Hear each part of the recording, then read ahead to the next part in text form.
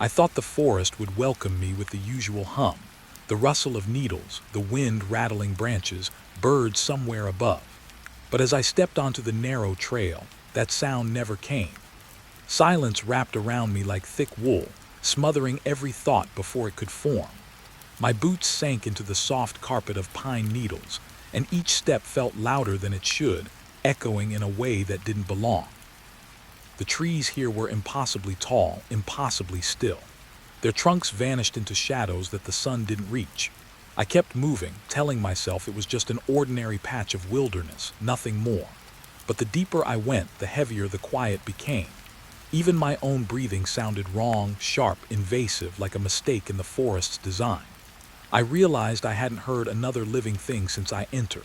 Not a bird, not a squirrel, not even the wind. Then I saw it. A cabin, old, wooden, leaning slightly to one side as if it had surrendered to time. Its windows were dark and its roof sagged under some unseen weight. From the trail it looked deserted, abandoned, almost forgotten. But there was something about it that made my chest tight, a kind of wrongness I couldn't explain. Something in the air shifted, colder, denser, as though the forest had drawn a deep breath and held it. I stopped before the clearing, heart hammering. The silence pressed against me from every side. Even the forest seemed to lean back, watching, waiting. I noticed the faint smell of damp wood and pine resin, but underneath it something metallic, faint but sharp, like iron on stone. I tried to tell myself it was nothing, just rust, old nails, but the thought didn't stick. It didn't feel like nothing. I edged closer. The cabin's door hung slightly ajar. One hinge squeaked faintly, though no wind moved the trees. I stared at it, thinking about turning back. Part of me already wanted to run, but another part, something reckless, curious, pulled me forward. My hand brushed the rough wood, cold, damp, like it had soaked up the forest's silence and held it here, inside these walls. I stepped in. The interior was dark, shadows pooling in corners. Dust motes floated in weak beams of sunlight that filtered through the cracks. It smelled of decay and old smoke, like someone had lit a fire here and left it smoldering for years. The floorboards groaned under my weight, small complaints that sounded enormous in the quiet. I moved slowly, careful not to disturb anything. That's when I noticed it, the furniture. A table, chairs, a bed frame, but all of it crooked, broken, like something heavy had pressed down on it and left it warped. And then near the back, a fireplace. Nothing in it but ashes, but the ashes were blacker than they should be, almost wet-looking, and I swear the shadows seemed to shift around them. My throat went dry. I wanted to leave, but my feet didn't move.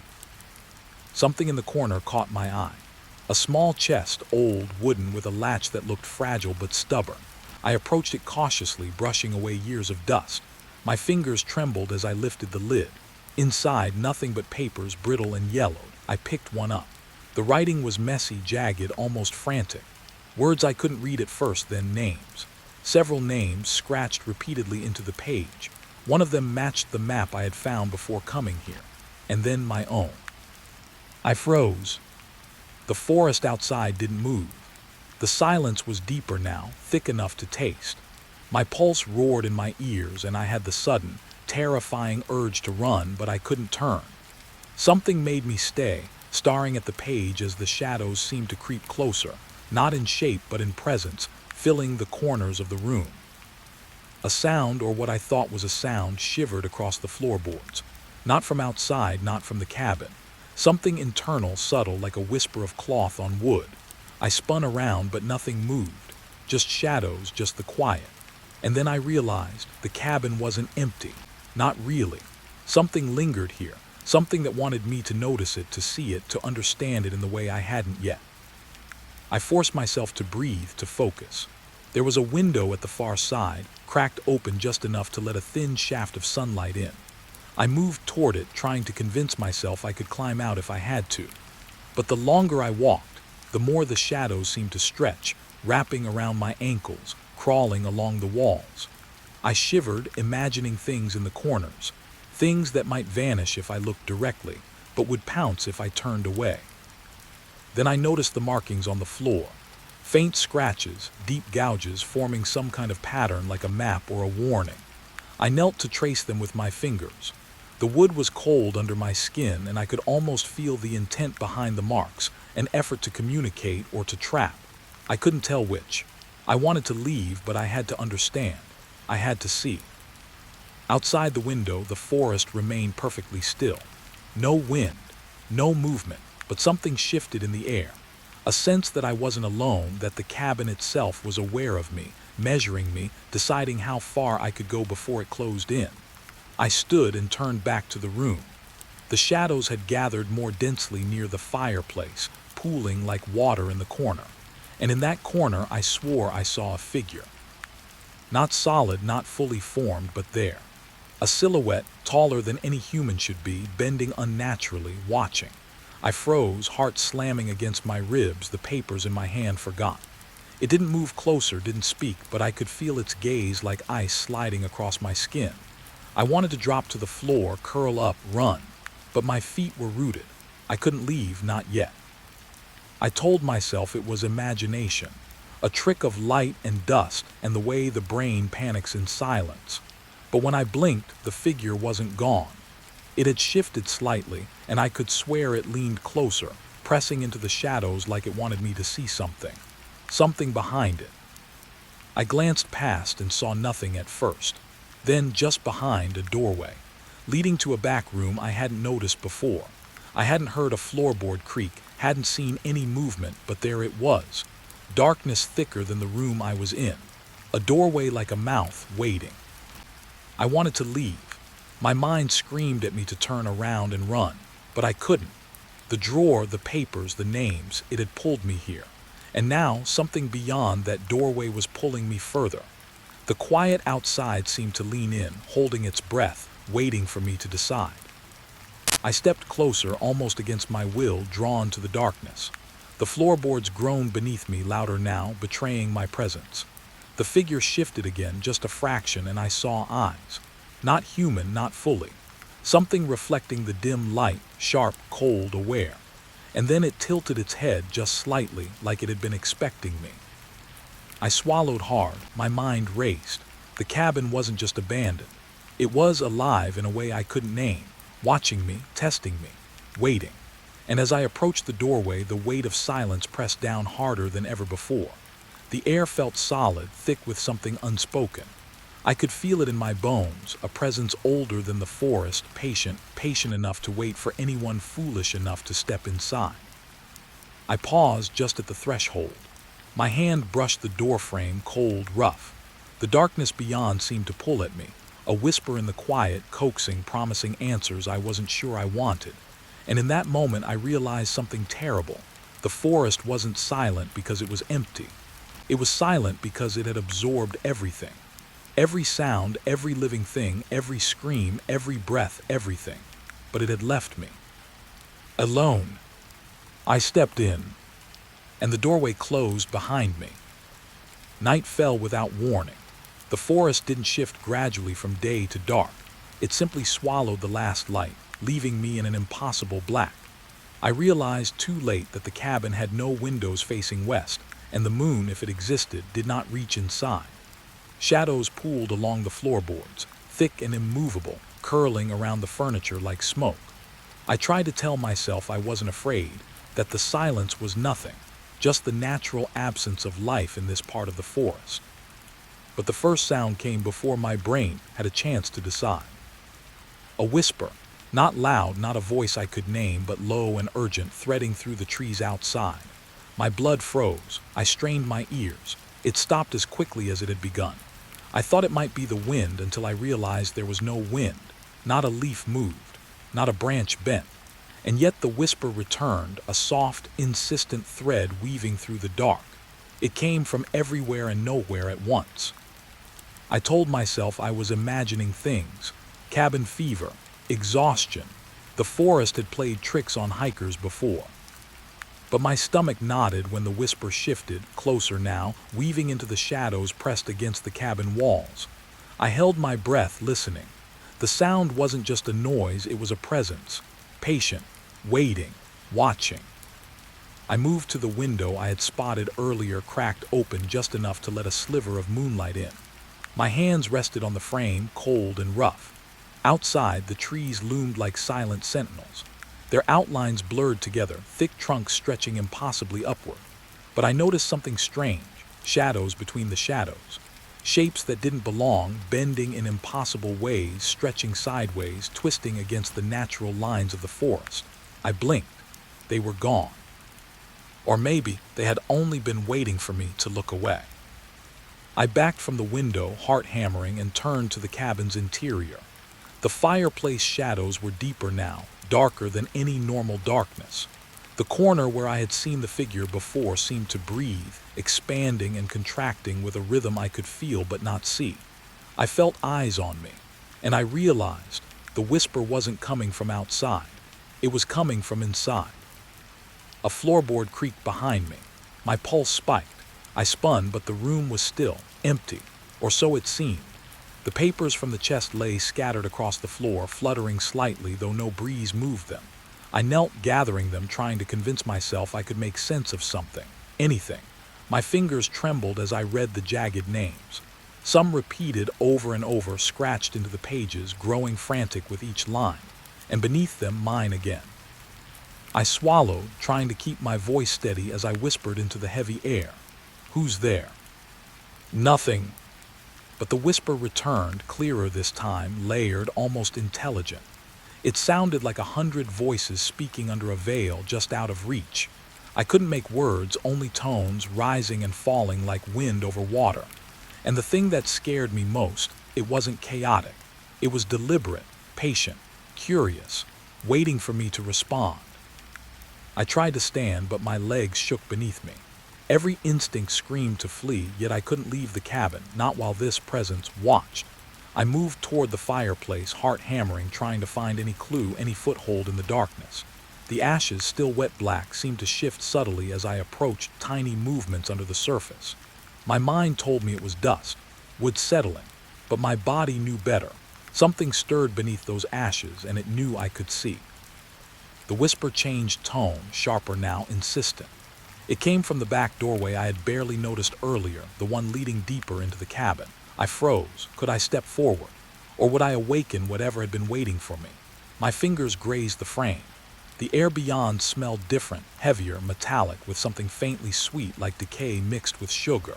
It made my stomach twist. I couldn't explain it, couldn't name it, but I knew that doorway was not just a room. It was a threshold. I thought of retreating, but something inside me, a stubborn, irrational curiosity, urged me forward. I crossed the threshold slowly. Darkness swallowed me deeper than before. My eyes strained to adjust. The whisper followed, tracing me like a finger along my spine, threading through the air, through the floorboards. And then I saw them. Shapes, figures crouched, hidden between the shadows. Not quite human, not fully animal, but undeniably alive. Their heads tilted unnaturally, eyes reflecting the faint moonlight, watching me. One raised a hand, or what I thought was a hand, and the whisper coalesced around it, sharper, almost forming a voice. "Come closer." I stumbled back. The room felt smaller now, suffocating, pressing against me with the weight of unseen things. I wanted to run, but my legs refused. I realized then, the cabin had a gravity of its own. It wasn't just a building. It was alive. And it wanted me inside, wanting me to see, to understand, to feel what it had stored here for years, decades, centuries maybe. A sound behind me, a soft, dragging step, made me whip around. Nothing, just shadows. But the whisper now danced around me, teasing, circling, pressing closer. I backed toward the fireplace, searching frantically for something to steady me. That's when I noticed scratches along the walls, vertical, deep, and jagged. They weren't random. They formed letters. Words I couldn't fully read, but one repeated over and over. "Watch." A sudden draft, or maybe I had imagined it. A cold breeze swept across my neck. I shivered, realizing it came from the very corner where the shadows had gathered. The whisper became urgent, louder now, a crescendo of tones that made my teeth ache. I couldn't move. I couldn't breathe. And then, just as suddenly, it stopped. Silence slammed into me like a physical blow. I blinked. The figures were gone. The fireplace shadows still pulsed faintly like a heartbeat in the room. My pulse matched it, and then I noticed the door. The back room's doorway just a few feet away was no longer dark. Something glimmered inside, faint light reflecting off a surface I couldn't name. Was it fire, or eyes, or something worse? I forced myself closer. Each step made the floorboards groan, complaining under my weight. My hand reached for the edge of the doorway, brushing the rough wood. The whisper returned, soft, coaxing. "Come, see." I swallowed. My skin crawled. My mind screamed at me to flee, to escape, but some part of me wanted to obey, to understand. Inside, I could make out shapes. More figures, crouched, bending, moving impossibly. And at the center, something that shouldn't exist, shouldn't be able to fit into this world, stirred. A shimmer, a distortion, a feeling of wrongness so thick I could almost taste it. The whisper swirled around me, weaving into my thoughts, tugging at my memories, dredging up fears I hadn't named. I stepped forward. The air thickened, and with it, a metallic tang filled my mouth. I gagged. The figures shifted as if noticing me for the first time, tilting heads, stretching, bending towards some rhythm only they knew. I realized then they were aware of me, all along, patient, waiting, learning. I wanted to run. I wanted to slam the cabin door and vanish into the forest. But as I tried, the shadows pressed closer. The whisper intensified, now a chorus. Watch, understand, stay. I couldn't resist. I couldn't move. My curiosity anchored me like a chain. And then a realization. One of the figures stepped into the faint light. Not fully formed, but familiar. Too familiar.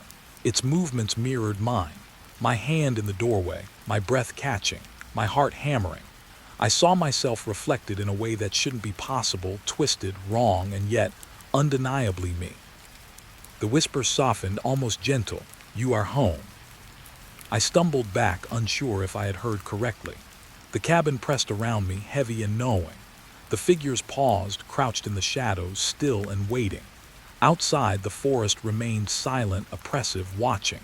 And I realized something horrifying. The whispers weren't just in the trees. They were in me.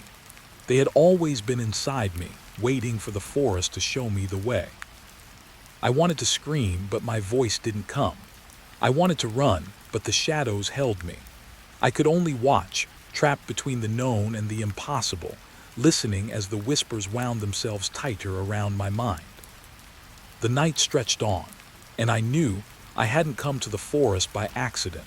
Something had drawn me here, something that had been waiting for me longer than I could imagine. And the whispers were only the beginning. The forest seemed different in the morning, though I couldn't explain why. The night had left a residue in the air, a thickness I could taste. Even the sunlight filtering through the trees felt hesitant, cautious, as if afraid to disturb what had awakened here. I stayed inside the cabin for a long moment, staring at the back doorway where the whispers had led me. Nothing moved, yet I could feel the presence of something waiting, patient. I swallowed hard, telling myself I had to keep moving. I had to understand.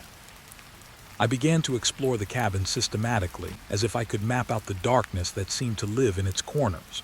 The first thing I noticed was a small desk, tucked against the wall near the fireplace. It was layered with dust and papers, brittle with age. I brushed the top with my palm, and a few sheets fell to the floor. I picked one up. The handwriting was spidery, cramped, urgent. It wasn't like the names I had seen before, not exactly. These were letters, notes, messages, fragments of thoughts scrawled in desperation.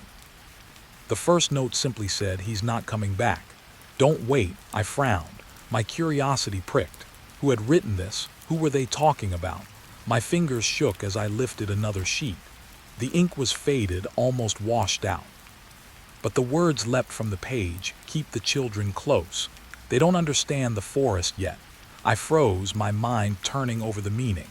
Children, the whispers, the shadows, they weren't just hunting me. They had been here before. They had watched before. I set the paper down carefully, my eyes scanning the room. That's when I noticed the photographs. Tacked to the wall, yellowed and curling at the edges, faces staring out at me from decades ago. A man and woman smiling faintly, and two children. But the smiles didn't feel right. They were frozen, too perfect, like someone had captured them mid-thought and trapped it forever. One of the children stared directly at me, or at least I thought so. I couldn't tell if it was the angle, the way the light hit the photo, or something more deliberate. I shivered.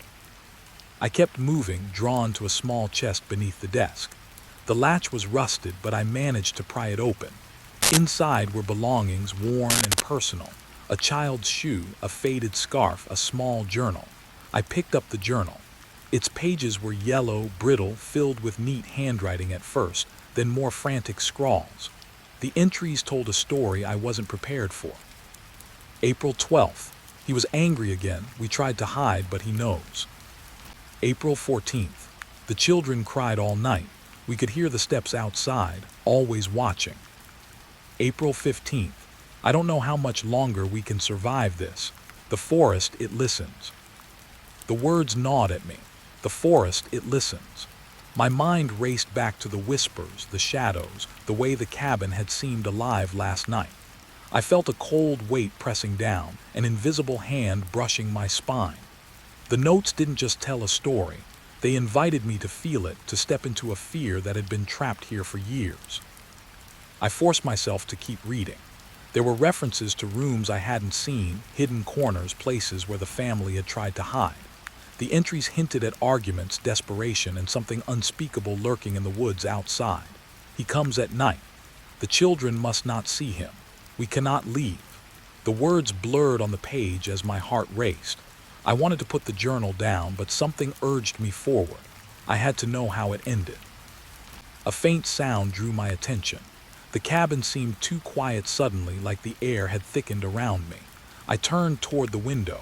The forest outside swayed slightly, though the branches above were still. And then I saw it, another photograph, wedged between two boards near the floor. I pulled it out. This one was newer, darker. The edges burned as if someone had tried to erase it. It showed the cabin from the outside, no one in the frame, yet a shadow lurked in the corner, impossibly black, bending around the angle of the house. I swallowed. My pulse jumped. The shadow mirrored what I had seen last night. It was not imagination. I backed away, fumbling for balance, and knocked over a small box. The contents spilled: keys, a broken locket, a few letters I hadn't noticed before. One letter caught my eye.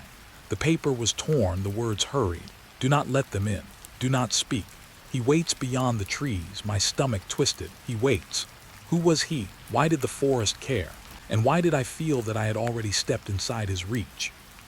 I left the desk and moved toward the back room again. My eyes adjusted slowly to the dim light. Dust hung in the air, almost visible, like smoke caught mid-rise. The floorboards creaked underfoot, each step deliberate, announcing my presence. I felt like I was being watched, though nothing moved. Or perhaps everything moved and I simply couldn't perceive it. The room was empty, save for another chest, smaller than the first, tucked into a corner. I approached cautiously, the hairs on my arms standing. I pried it open. Inside were toys, half broken and worn. A doll with one eye missing, a small wooden train, a child's book with the cover chewed. And beneath these, another journal. This one was more recent, entries written with childish handwriting, uneven and trembling. He came again last night. The whispers called my name. I hid under the bed. I'm scared. I think he sees everything. I can't tell anyone. I can't tell them. Mom says we have to be quiet. Dad says it's better if we never go outside. I wish the forest would sleep. The words felt alive. They clung to me, crawling under my skin. I realized I was reading the voices of children trapped in fear, echoing across time, still lingering in the cabin. I shivered, wondering how long the forest had kept them, how many nights it had listened, and what it had fed upon while they hid. A noise, soft, deliberate, made me jump. A floorboard creaked above me. I froze. I was alone, I told myself. But the whispers had returned, faint and coaxing, threading through the rafters, curling around my ears. See, understand, stay. I pressed my back against the wall, trying to steady my breathing. The cabin's weight pressed down harder, a silent insistence that I keep moving, keep seeing, keep unraveling what had been hidden. I noticed another note pinned behind the desk. Dusty, fragile, almost overlooked. I pulled it free. It said simply, "We tried to leave. He would not allow it. The forest protects him." The words sent a chill through me. The forest protects him. Protects who? Protects what? And why did I feel that I had crossed into a story not meant to be found? I sank to the floor, gathering all the notes, photographs, and journals I could reach. The story was piecing itself together, jagged and horrifying. A family, trapped by a presence in the woods, watched, hunted, and consumed by fear. And now I was here, walking the same floors, inhaling the same air, listening to the same whispers that had terrorized them. I felt a sudden sharp weight of eyes on me again, though I could see nothing. The shadows in the corners seemed to pulse, bending toward me. I realized I wasn't alone in the cabin. I hadn't been alone. Not last night, not this morning, not ever.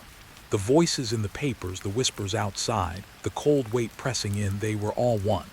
One consciousness, patient and observing, waiting for someone to understand, waiting for someone to see what had been hidden.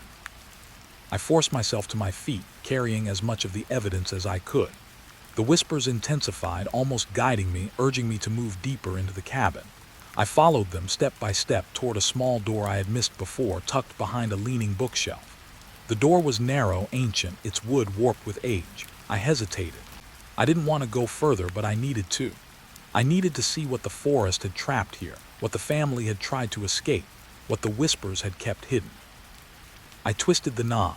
The door resisted, groaning as if it had not been opened in decades. Inside, I found a small room, almost a closet, filled with belongings too personal to ignore. Clothing, a small crib, a chair turned on its side, and a bundle of letters tied with string. The air was thick here, heavy with the scent of old wood, damp earth, and something I could not name. My pulse quickened as I lifted the letters. The top one was addressed to the forest itself. Please protect them, keep him away. We cannot fight anymore. I dropped the letter. My hands shook. I understood now. The tragedy wasn't only about what had happened inside the cabin. It was about the forest, the shadows, the whispers. Something out there, something in here, had watched this family, had toyed with them, and had claimed them in ways I couldn't yet comprehend. I backed out of the small room, carrying as much as I could, my mind racing.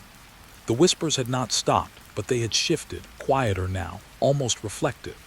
They were watching me, testing me, gauging if I could comprehend what had been left behind. And as I moved back toward the main room, I realized the cabin had become a ledger of grief and terror, each note and photograph a record of pain that had never been allowed to leave. I set the papers down carefully, knowing I couldn't take it all with me. The forest outside remained impossibly still, the sunlight weak, cautious, like it feared disturbing whatever had been trapped here. And I understood something terrible. The family hadn't left by choice. The forest hadn't let them. And now it was waiting for me to understand why. I stepped back, staring at the scattered evidence. The cabin had revealed its story layer by layer. A family terrorized, watched, trapped. And yet the full picture remained incomplete. One piece, one final truth was still hidden, somewhere deeper in the forest, beyond the cabin, beyond the whispers, waiting for me to find it. The air shifted, the shadows pressed closer, and I realized the forest had not forgotten. The forest seemed alive in ways I had never noticed before. Every step I took, the ground beneath my boots whispered, as if recounting secrets it had held for decades. Shadows stretched unnaturally between the trees, bending around each other, folding into themselves, and I could not tell which were real and which belonged to my imagination. My heartbeat echoed in my ears, not loud but insistent, a metronome to the unease settling deep in my chest. I forced myself forward. I had to leave the cabin, had to escape the weight of its memories, the lingering grief pressed into its walls. But the air itself seemed thick, reluctant to let me go. Every step I took was mirrored by a shifting of shadows at the edge of my vision. I blinked rapidly, trying to convince myself that nothing moved, that the trees were still. But a shadow fell across my path, thin and quick, vanishing before I could fully see it. I paused, breath catching. The forest was silent, yet I felt as if someone or something was moving alongside me just beyond perception. Leaves remained unmoved, the wind absent, but the sensation of being observed tightened around my shoulders like a physical hand. I shook it off. telling myself the cabin had left its residue in my mind. Perhaps I had imagined it. Perhaps the stories of the family, the notes, the whispers, had rooted themselves too firmly inside me. But then the sensation changed. It wasn't fleeting anymore. It was deliberate. A brush of air against my neck, a weight shifting beside me though I could see nothing. My pulse surged. I wanted to turn to confront it, but my body refused. Fear had me frozen, and yet curiosity pulled me forward. I stepped cautiously, boots crunching over dry needles, eyes scanning every crevice of the forest.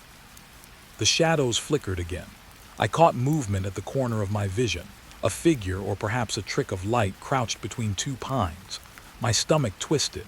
I blinked and it was gone. I told myself I was seeing what I feared. I told myself the forest was empty, but the unease lingered deeper now, pressing into my chest with each step. I reached a clearing, sunlight weak and cautious, filtered through high branches. The openness should have been a relief, but it felt oppressive instead.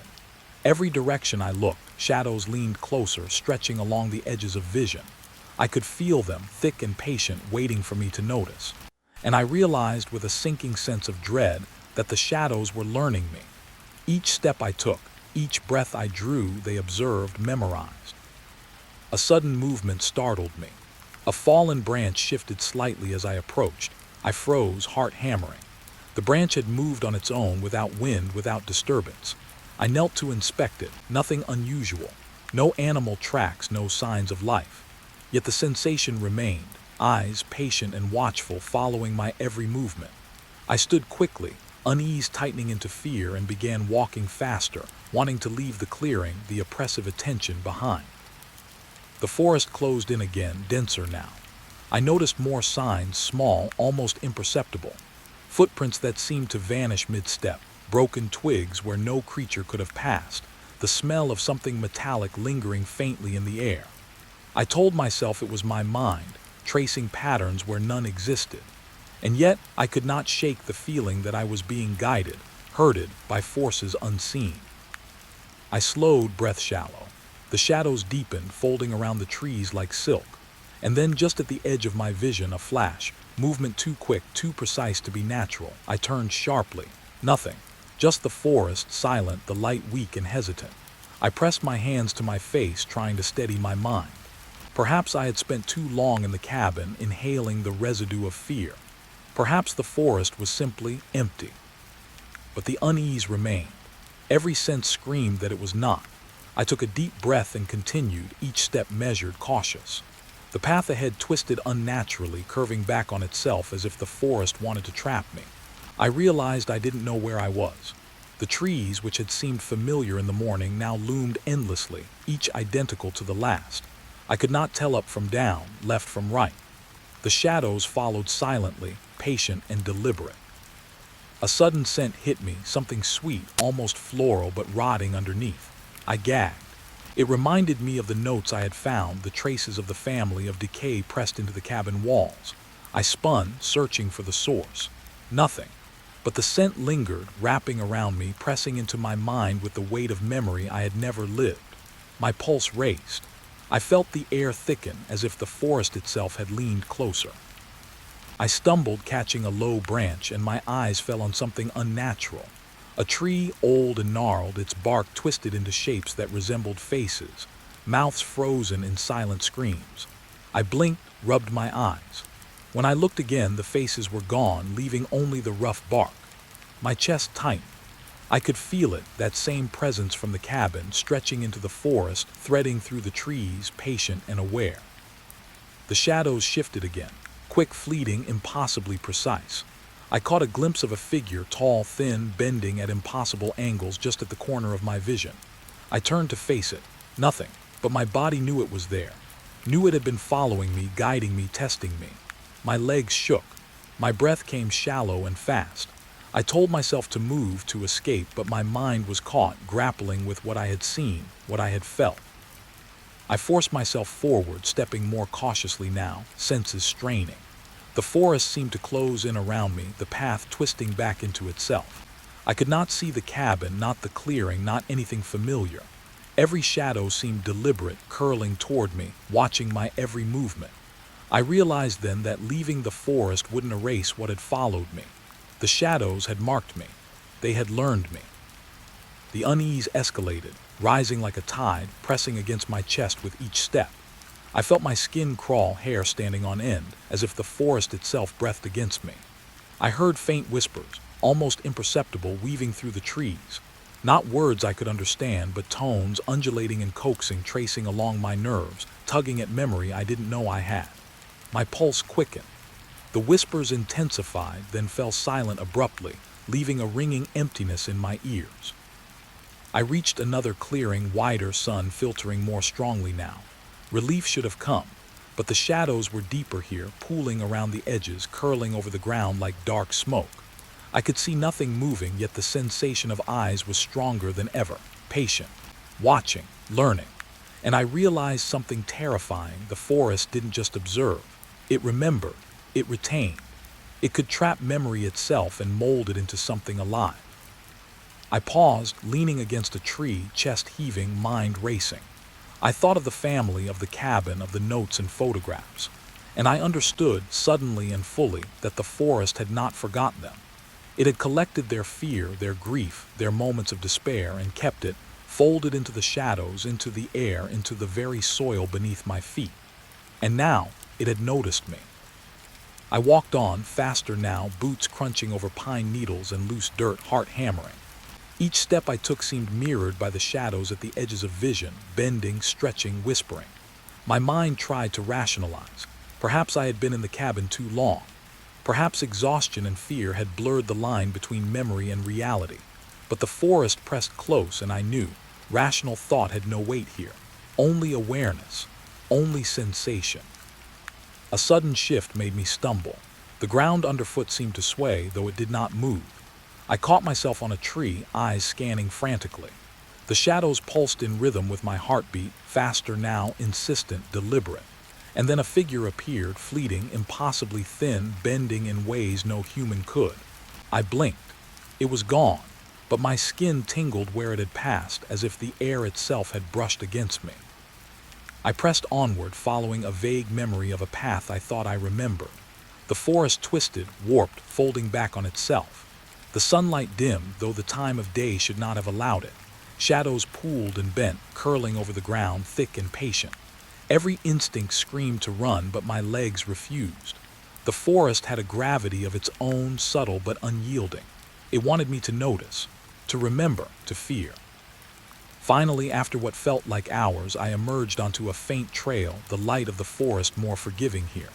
Relief washed over me, but it was brittle, fragile, like a whisper. I glanced back once, and in the corner of my eye a shadow lingered just at the edge of the trees, patient, waiting. And I realized with a sinking certainty, leaving the forest wouldn't rid me of what followed. It had marked me, learned me, and somewhere, in the twisted branches and whispering shadows, it waited. I didn't stop until I reached the road where the trees thinned, and the forest seemed almost ordinary. But the sensation didn't fade. It clung to my skin, to my hair, to my thoughts. Every shadow I passed reminded me of what had followed me. Every breeze whispered echoes of the forest's memory. I drove away slowly, glancing at the rearview mirror, half expecting to see shapes bending between the trees, stretching impossibly, patient and aware. And I knew, even as the road carried me further from the cabin, further from the forest, that the shadows had left their mark. They lingered always, threading into the edges of vision, into the corners of sleep. I could escape the forest. I could leave the cabin behind. But I could never escape the knowing, the watching, the patient attention of what had waited so long for someone to notice. The unease followed me home. It waited in quiet corners, in the dim light of my room, in the spaces between my thoughts. Shadows, fleeting and deliberate, curling along the walls, pressing against the edges of perception. I realized then that the forest had not only remembered the family, their fear and their grief. It had taught me its lesson. And it had left me with one truth I could not shake. The shadows linger, and they are patient. The gates were rusted through, hinges frozen with neglect, yet they moved with a shudder when I pushed them. I hadn't expected anything here to move at all. The lake beyond stretched gray and still, reflecting the sky like a tarnished mirror. The The cabin sat half hidden by reeds, its timbers rotted, paint peeling in long, curling strips. I should have felt relief at the solitude, the quiet. Instead, my chest tightened. Something about the place pressed in on me, subtle, patient. I stepped closer, boots sinking into soft mud. The smell hit first, a mix of damp wood and something acrid, metallic. Not the smell of decay alone, something newer, something alive. I froze, listening. Nothing. Just the water lapping faintly, the wind whispering through skeletal trees. And yet I couldn't shake the feeling that the cabin had noticed me, that it had waited for this moment. The door was warped, hanging slightly off its frame. I tested it gently, and it swung inward with a hollow groan. Inside, the air was stale, carrying years of dust and memories. Sunlight pierced through cracked windows in shafts that made the floating particles look like tiny fireflies. I walked carefully, boots scuffing wood, every step a note in a quiet, uneven rhythm. There were signs, subtle, almost laughable if you didn't notice. A chair tipped slightly as if someone had leaned on it moments ago. Footprints in dust, not old enough to have gathered layers. I crouched, running a finger through the imprint. The shape was indistinct, human enough, but no one had been here for decades. My pulse jumped. A prank, a caretaker. I didn't see anyone. But the signs were deliberate, curated, like the place itself was speaking. I moved deeper into the cabin. Walls lined with faded photographs, family portraits yellowed with age. Faces frozen in smiles that didn't reach their eyes. A woman, 2 children, a man with a thin, nervous smile. I touched one frame lightly. The glass rattled under my fingers, small but unnerving. And then I saw it, a paper, half stuck beneath a floorboard, edges curling. I pulled it free. The ink was fresh, not faded. Someone had written here recently. My breath caught. I read the words, jotted in careful, precise handwriting. He sees. Do not go alone. Wait.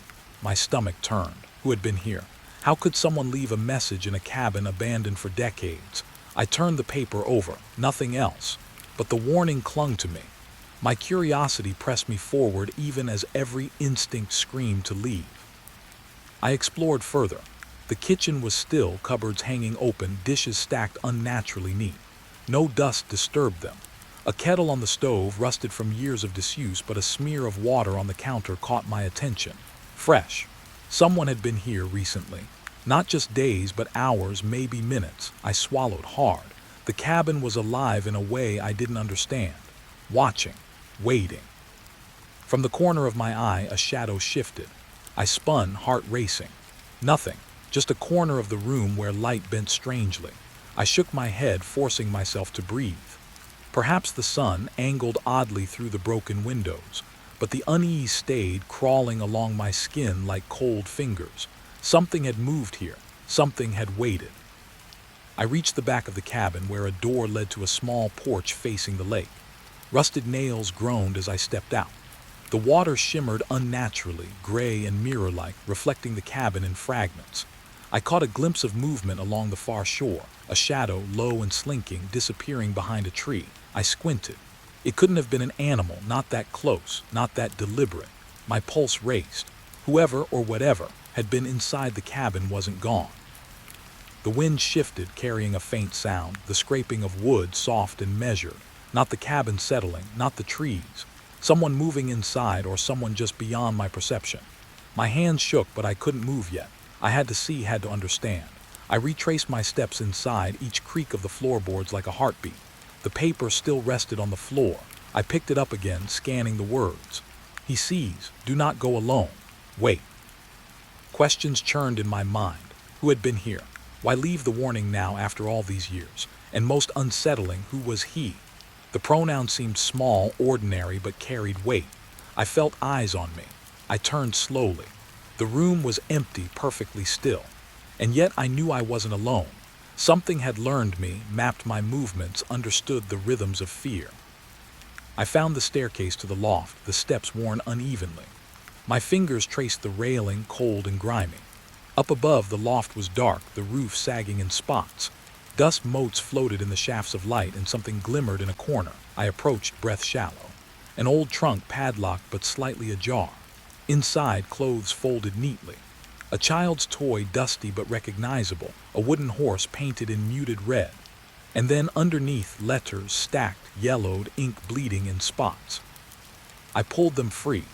The letters were dated decades ago, detailing life inside the cabin, mundane and tragic. Illness, arguments, quiet despair. But the final letter was different. Fresh ink, trembling handwriting. He is here. I can feel him watching. Don't go near the lake. Don't let him see you. I froze. This wasn't a warning left years ago. Someone was here, had been watching, writing, documenting, leaving breadcrumbs for me. My head spun. The lake, the cabin, the rusted gates. It wasn't abandoned. Not truly. Someone had taken residence, blending with the decay, waiting for an intruder to arrive. I felt the weight of being observed pressed down, thick and suffocating. Every nerve screamed that I had crossed a threshold. Every instinct shouted to leave, to abandon curiosity for safety. I stepped toward the window facing the lake. The reflection was warped. For a fraction of a second, I saw another figure behind me in the glass. I whipped around. Nothing. Just the loft, empty and quiet. My breath came fast, shallow. I pressed my back against the wall, trying to rationalize, trying to convince myself that my mind was playing tricks. But then I heard it. A soft tap, deliberate, like fingers rapping against wood. Behind me. Somewhere below or above, I couldn't tell. The unease spiraled. My journalist instincts fought with my fear. Every sense screamed danger, yet I needed to document to understand. I moved down the stairs slowly, ears straining. Each step groaned under my weight. The floorboards shifted subtly, not under me, but around me. Something moved in the shadows, testing me, gauging my courage, learning my patterns. I reached the main floor again. The kitchen was unchanged, still unnaturally neat. The smell of metal lingered, stronger now. I realized it wasn't just observation, presence. Someone or something had been here recently, perhaps even now, just beyond the edges of my perception. My chest tightened. I wanted to leave, but a fascination rooted me. I had to know what was happening, had to see the traces with my own eyes. The living area was empty, chairs still tipped, footprints in dust. I approached the fireplace where soot had gathered, black and fresh in streaks. Someone had lit a fire recently, not long ago. I could see the faint smoke marks in the air, curling upward and vanishing. Whoever lived here had made subtle signs, careful not to be seen. And now I was aware. I was part of the pattern. I turned toward the door. The gates, the lake, freedom. My hand hovered over the doorknob. I knew that once I stepped outside, I would carry the unease with me, threaded into my thoughts, my perception. The cabin had left a mark, one invisible but permanent. I would feel it in reflections, in shadows, in silence. I opened the door and stepped out. The lake was still, the gates rusted, inert. And yet I felt it, eyes tracing me, movement in the edges of vision, subtle and patient. The rusted hinges groaned as the wind shifted. I walked toward my car slowly, glancing back. No one. Only the cabin, silent now but knowing, waiting. And I realized with a chill that this was just the beginning. The signs I had found, the footprints, the letters, they weren't remnants of the past. They were invitations to watch, to follow, to see what came next. The lake stretched before me, still and gray, but something in it shifted the moment I looked closer. My reflection wavered, not with the wind, not with ripples, but as if it had a mind of its own. I blinked. The face staring back was mine, yes, but not mine. Eyes wider, skin paler, a shadow under the jaw that didn't exist. I leaned closer and the surface broke. Only water, only me. Yet the unease rooted itself deep in my chest. Something was there, just beneath the glassy surface, watching. I stepped back, boots sinking into wet sand. The wind whispered across the lake, carrying a scent I couldn't name, metallic, damp, faintly sweet. I shook my head, trying to rationalize. A trick of the light, fatigue. But every instinct told me to leave, to turn and run. I didn't. Curiosity pressed me forward, as heavy and compelling as the air around me. The reflection shifted again, subtler this time. Not the face. My entire body moved differently. I lifted a hand and it lifted too, a moment delayed, twitching unnaturally. My stomach churned. My heartbeat thrummed in my ears, loud and uneven.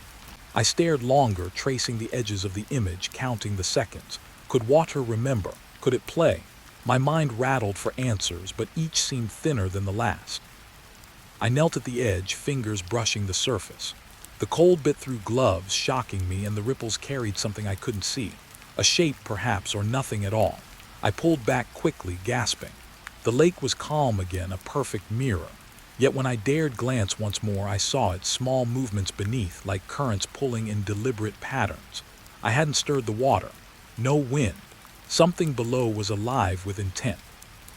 I stepped along the shoreline, trying to keep calm. Trees lined the edge, skeletal and quiet, their reflections fractured by the slightest disturbance. I kept my eyes on the water, wary of every shadow. A branch scraped against the sand behind me. I whipped around. Nothing. Only the trees, their bark dark in the dim light. Still, the sensation of being watched didn't fade. Someone or something was here, and the lake was its lens.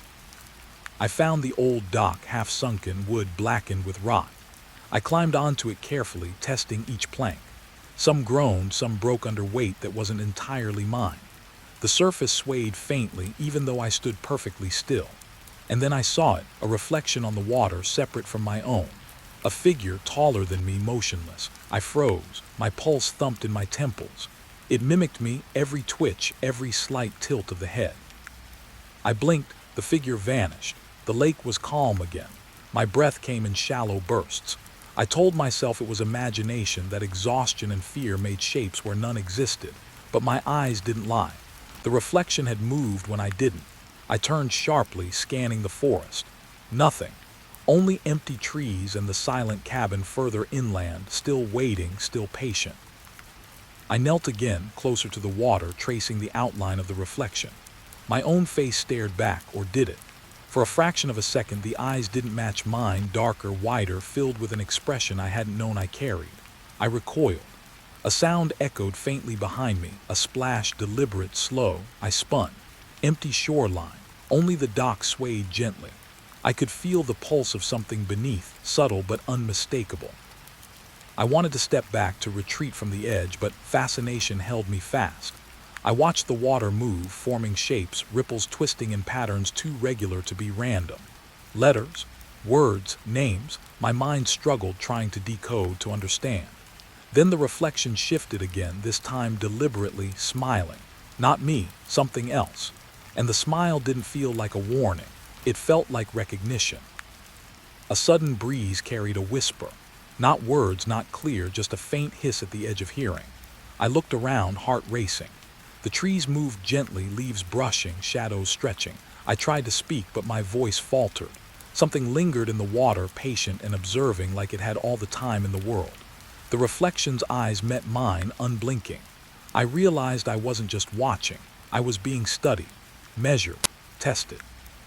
I stepped off the dock, boots splashing into shallow water.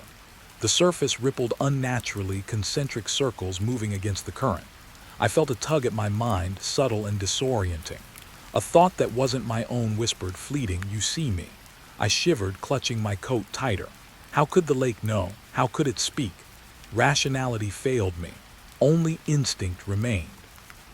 I walked along the water's edge, trying to calm my thoughts, shaking off the growing fear. The reflection followed, even in shallow puddles. I crouched, touching water again. This time the surface pulsed, responding, almost breathing. I flinched. The figure mirrored me once more, but now its movements anticipated mine, like it could read intention before it was acted. The lake was not passive. It was alive, or something alive had learned to use it. I stumbled back, tripping on reeds. My hands scraped against mud, cold and sticky. Looking up, I saw ripples spreading outward, forming shapes I couldn't comprehend. Faces, symbols. My vision blurred. I blinked and the shapes vanished, leaving only the perfect reflection of me staring back. And yet when I leaned closer, I caught it. Tiny distortions along the edge, like someone crouched just beneath the surface, watching, waiting. The sun dipped lower, casting long shadows across the lake. Light fractured in odd angles, throwing reflections into chaos. I could see branches that weren't there, shapes that shouldn't exist. My mind strained to separate reality from illusion. Every instinct screamed to leave, yet my curiosity, that morbid fascination, rooted me. I wanted to know. I needed to know what had altered the water, who, or what, had the patience to wait and watch me unravel. I moved toward the far end of the lake where the trees were thicker. Shadows pressed closer, leaning over the water. The reflection stretched unnaturally, elongating my image-twisting features. I stumbled, nearly falling into the lake. The surface shimmered and I glimpsed movement deep below, fleeting, swift. I couldn't tell if it was animal, human, or something else entirely. My stomach twisted. I realized with a growing dread that whatever had been leaving signs at the cabin was connected to this.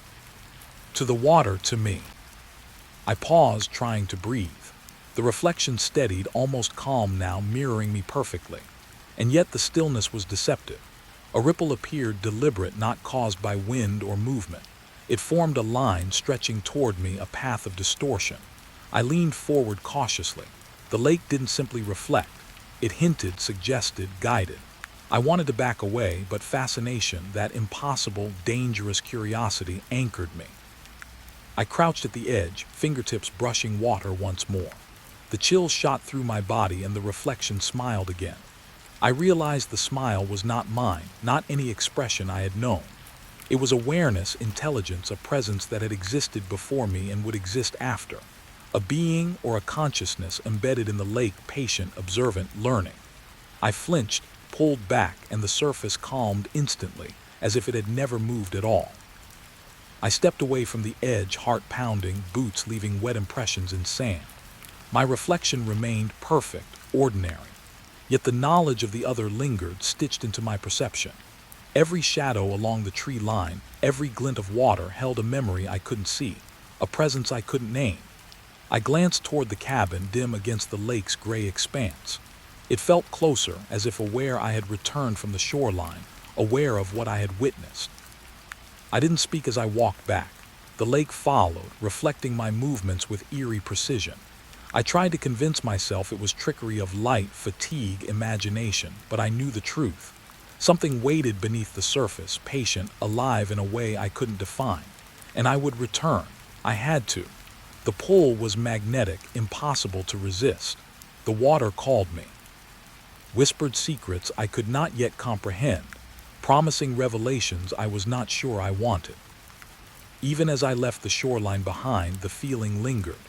A weight pressing at the back of my mind, eyes watching from the surface, waiting for my return. I would not speak of it, could not rationalize it, but the lake had marked me. Its presence threaded into my thoughts, subtle, insistent, and unavoidable.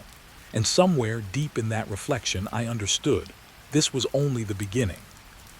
I found it on the floor, wedged between the rotting floorboards and dust that had settled for decades. A folded piece of paper, edges frayed, ink faded but still legible. My fingers trembled as I picked it up. The moment I touched it, a shiver ran down my spine, sharp and cold, as if the house itself exhaled in warning. I unfolded the letter carefully, afraid it might crumble entirely in my hands. The words were half-written, sentences broken off mid-thought as if the writer had been interrupted or fled. My eyes scanned the scrawl, trying to decipher the meaning. It spoke of someone close, someone trusted. And then the fear came creeping, soft but insistent, because the words hinted at something monstrous, something unforgivable. I read and reread, and the paper seemed to pulse beneath my touch, heavy with unspoken guilt. I heard it then, the softest of creaks behind me, like a floorboard settling, but sharper, deliberate. My breath caught, I froze. Every instinct screamed to leave, yet my eyes stayed fixed on the letter.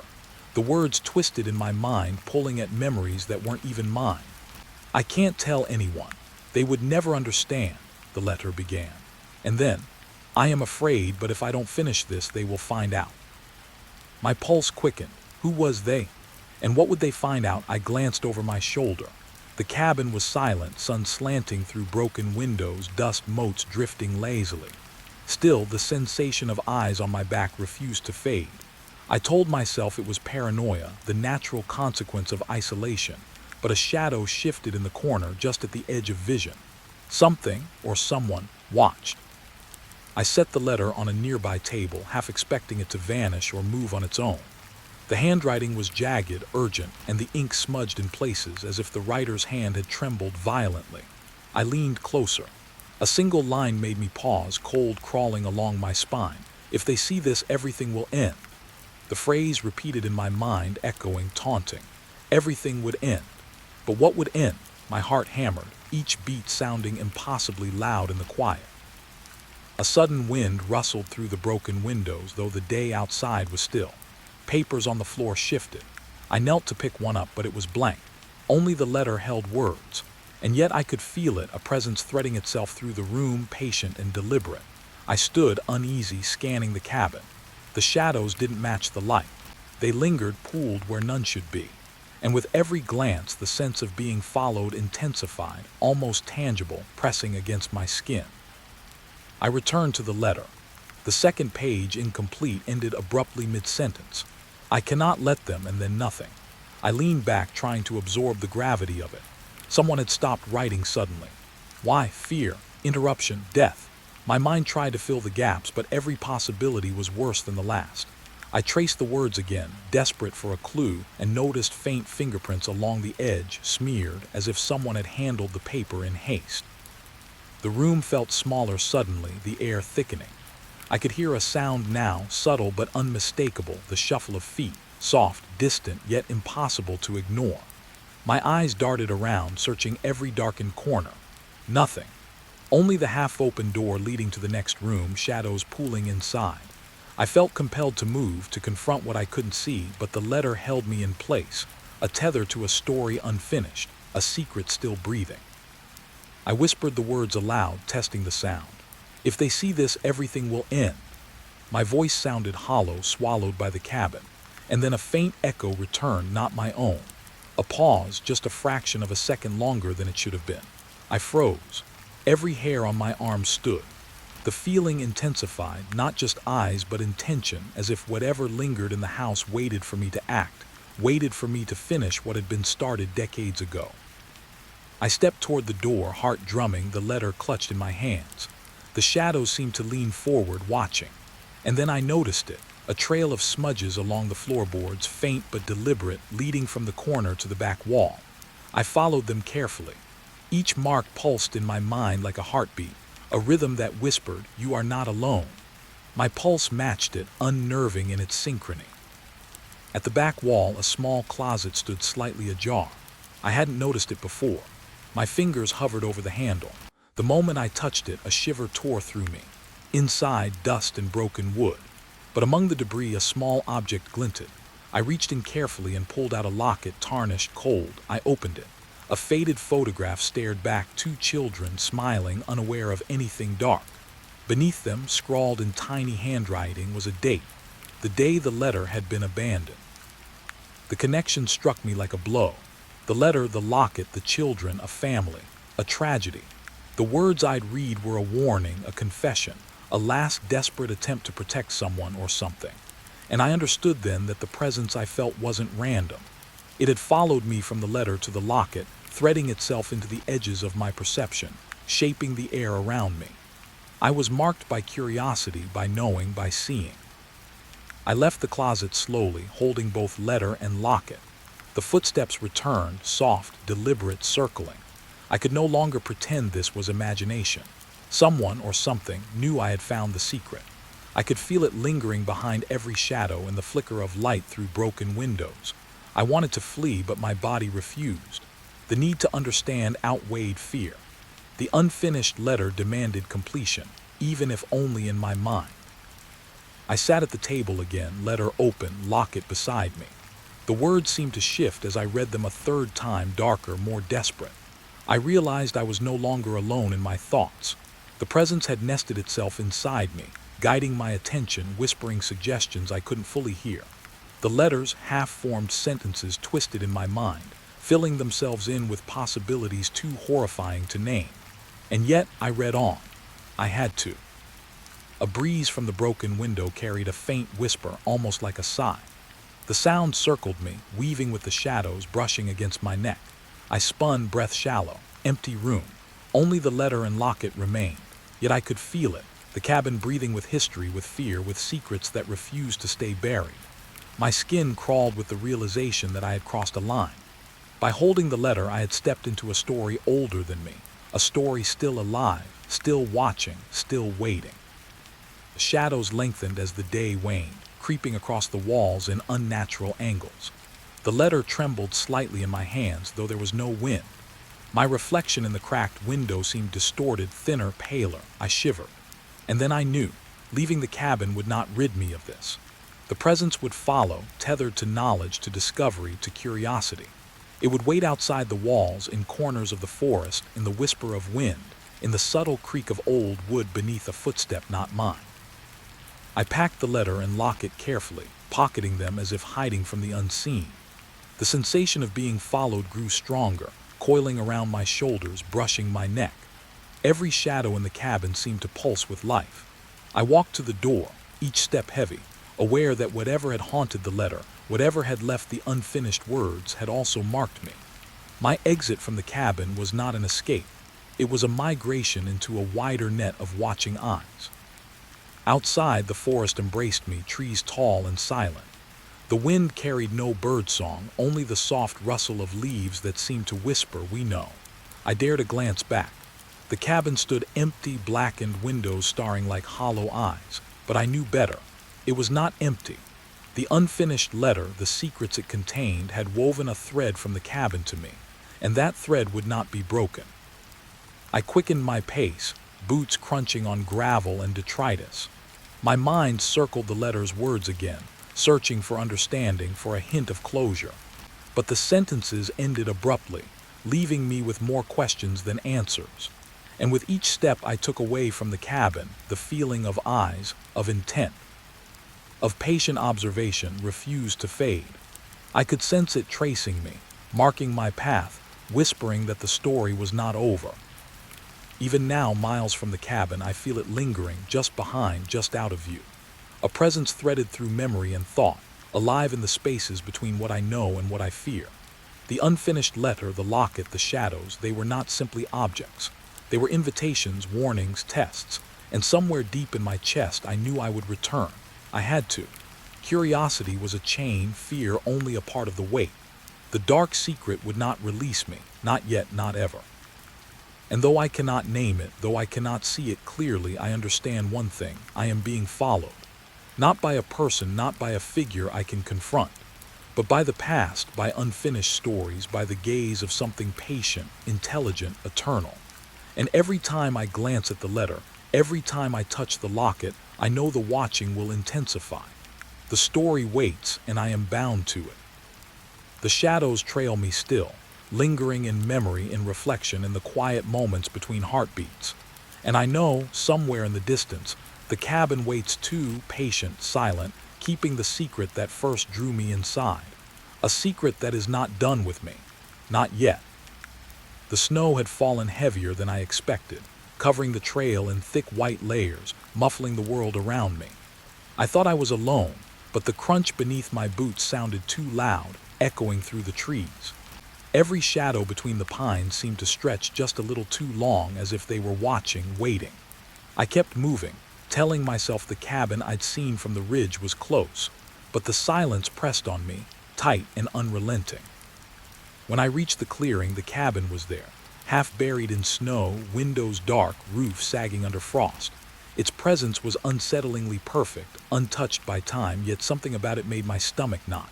I thought I'd seen footprints leading up to it, faint, almost buried in fresh snow, but when I squinted, I couldn't tell if they were mine or someone else. Someone else? I shook the thought off. I had been hiking alone for hours. There should be no one. I approached the cabin, boots crunching. The door was shut tight, snow clinging to its edges. The wood groaned under the wind, carrying a faint, hollow echo. I reached out to push it, expecting the resistance of ice, but it swung inward easily, as if inviting me. Inside, the air was still, heavy with the scent of old pine and decay. My breath clouded in the cold air, and I felt a sudden chill down my spine, like I had stepped somewhere I was not meant to be. I moved slowly across the floor, every step stirring dust, every creak of the timber amplifying in the silence. The cabin was small, sparse, just a table, a chair, and a bed in the corner. But the bed was strangely made, as though someone had slept there recently. The thought hit me hard. I was supposed to be alone. Snow had covered this place for years, and yet the footprints. I leaned closer to the floor, inspecting the snow tracked inside the doorway. There were boot prints different from mine. The soles were patterned, deep impressions, leading from the door to the cabin's hearth and back. I swallowed hard, telling myself it could be old tracks, distorted by drifting snow, but the impressions were crisp, recent. I could even see the faint lines of melted snow where the feet had pressed. Someone had been here. Last night, maybe even this morning. A cold draft whispered through the cabin and I instinctively turned. Shadows gathered in the corners, stretching across the walls in the dim light that filtered through frost-covered windows. I told myself it was just the snow outside, bending the sun, but my chest tightened. The air felt heavy and I could almost hear the faintest footstep, soft, deliberate, packing somewhere in the room behind me. I spun. Nothing. Just the cabin, empty, or at least it should have been. I moved to the window and peered out. The snow lay flat, pristine, except for the trail that led here. It began at the tree line, a single set of footprints cutting through untouched white. But as I watched, I could have sworn the prints moved, shifted slightly as if rearranging themselves. My pulse jumped. I blinked. Nothing. Only the snow, white and silent. And yet the sense of being followed, of watched, lingered like a shadow at the edge of my vision. I backed away from the window and noticed something else. On the table, a small pile of objects half buried in dust. A matchbox, a rusted knife, a journal. I picked up the journal carefully, fingers brushing snowflakes left behind by an unseen hand. Its cover was worn, edges frayed, but the first page had writing. I flipped it open. The handwriting was hurried, jagged. Words spoke of loneliness, fear, and the forest's cold grip. And then, abruptly, the writing stopped mid-sentence. Someone had abandoned it, or been forced to stop. I heard the shuffle again, faint, a whisper of sound behind the walls. My heart thudded. I told myself it was loose floorboards settling after years of snow and ice. Yet the sound repeated, deliberate. Footsteps, light but measured, packing the room I had just moved through. I froze. The journal trembled slightly in my hands. A breath of air, colder than the snow outside, brushed my neck. I wasn't alone. I could feel it, watching, waiting, circling, though nothing was visible. I moved toward the door, intending to leave, but something held me. The footprints outside the cabin, they hadn't stopped at the clearing. They began again, leading off into the trees, deeper into the forest. My mind tried to rationalize. Maybe another hiker, maybe animals that sometimes leave strange tracks. But the pattern was too precise.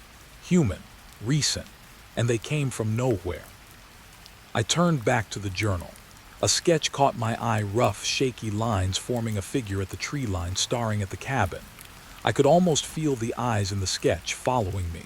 My hands trembled. Every instinct screamed to leave, yet the journal's presence anchored me. It was a puzzle, a warning, a record of something that had happened here. Something I was now part of. The wind rose suddenly, rattling the cabin's timbers, scattering dust and old snow across the floor. I ducked instinctively. Shadows twisted and stretched as if the walls themselves breathed. I could hear them then, soft murmurs, not voices, not language I could understand, but patterns, rhythms echoing the footsteps outside. My chest tightened. Every sense screamed that I was not alone. I needed to leave, and yet my curiosity tethered me. I had to know what had occurred here, who had been here, and why. I stepped outside, boots sinking into snow. The cabin loomed behind me, dark windows like eyes, cold and unyielding. The footprints were gone, or maybe they never were there and I had imagined them. I looked around, the forest silent, white, untouched, but the feeling didn't leave. I could sense something patient, circling beyond the trees, marking my movements, waiting. The air felt heavier with each breath, my heart beat loud in my ears. A shadow flickered at the edge of the tree line. I stopped, frozen.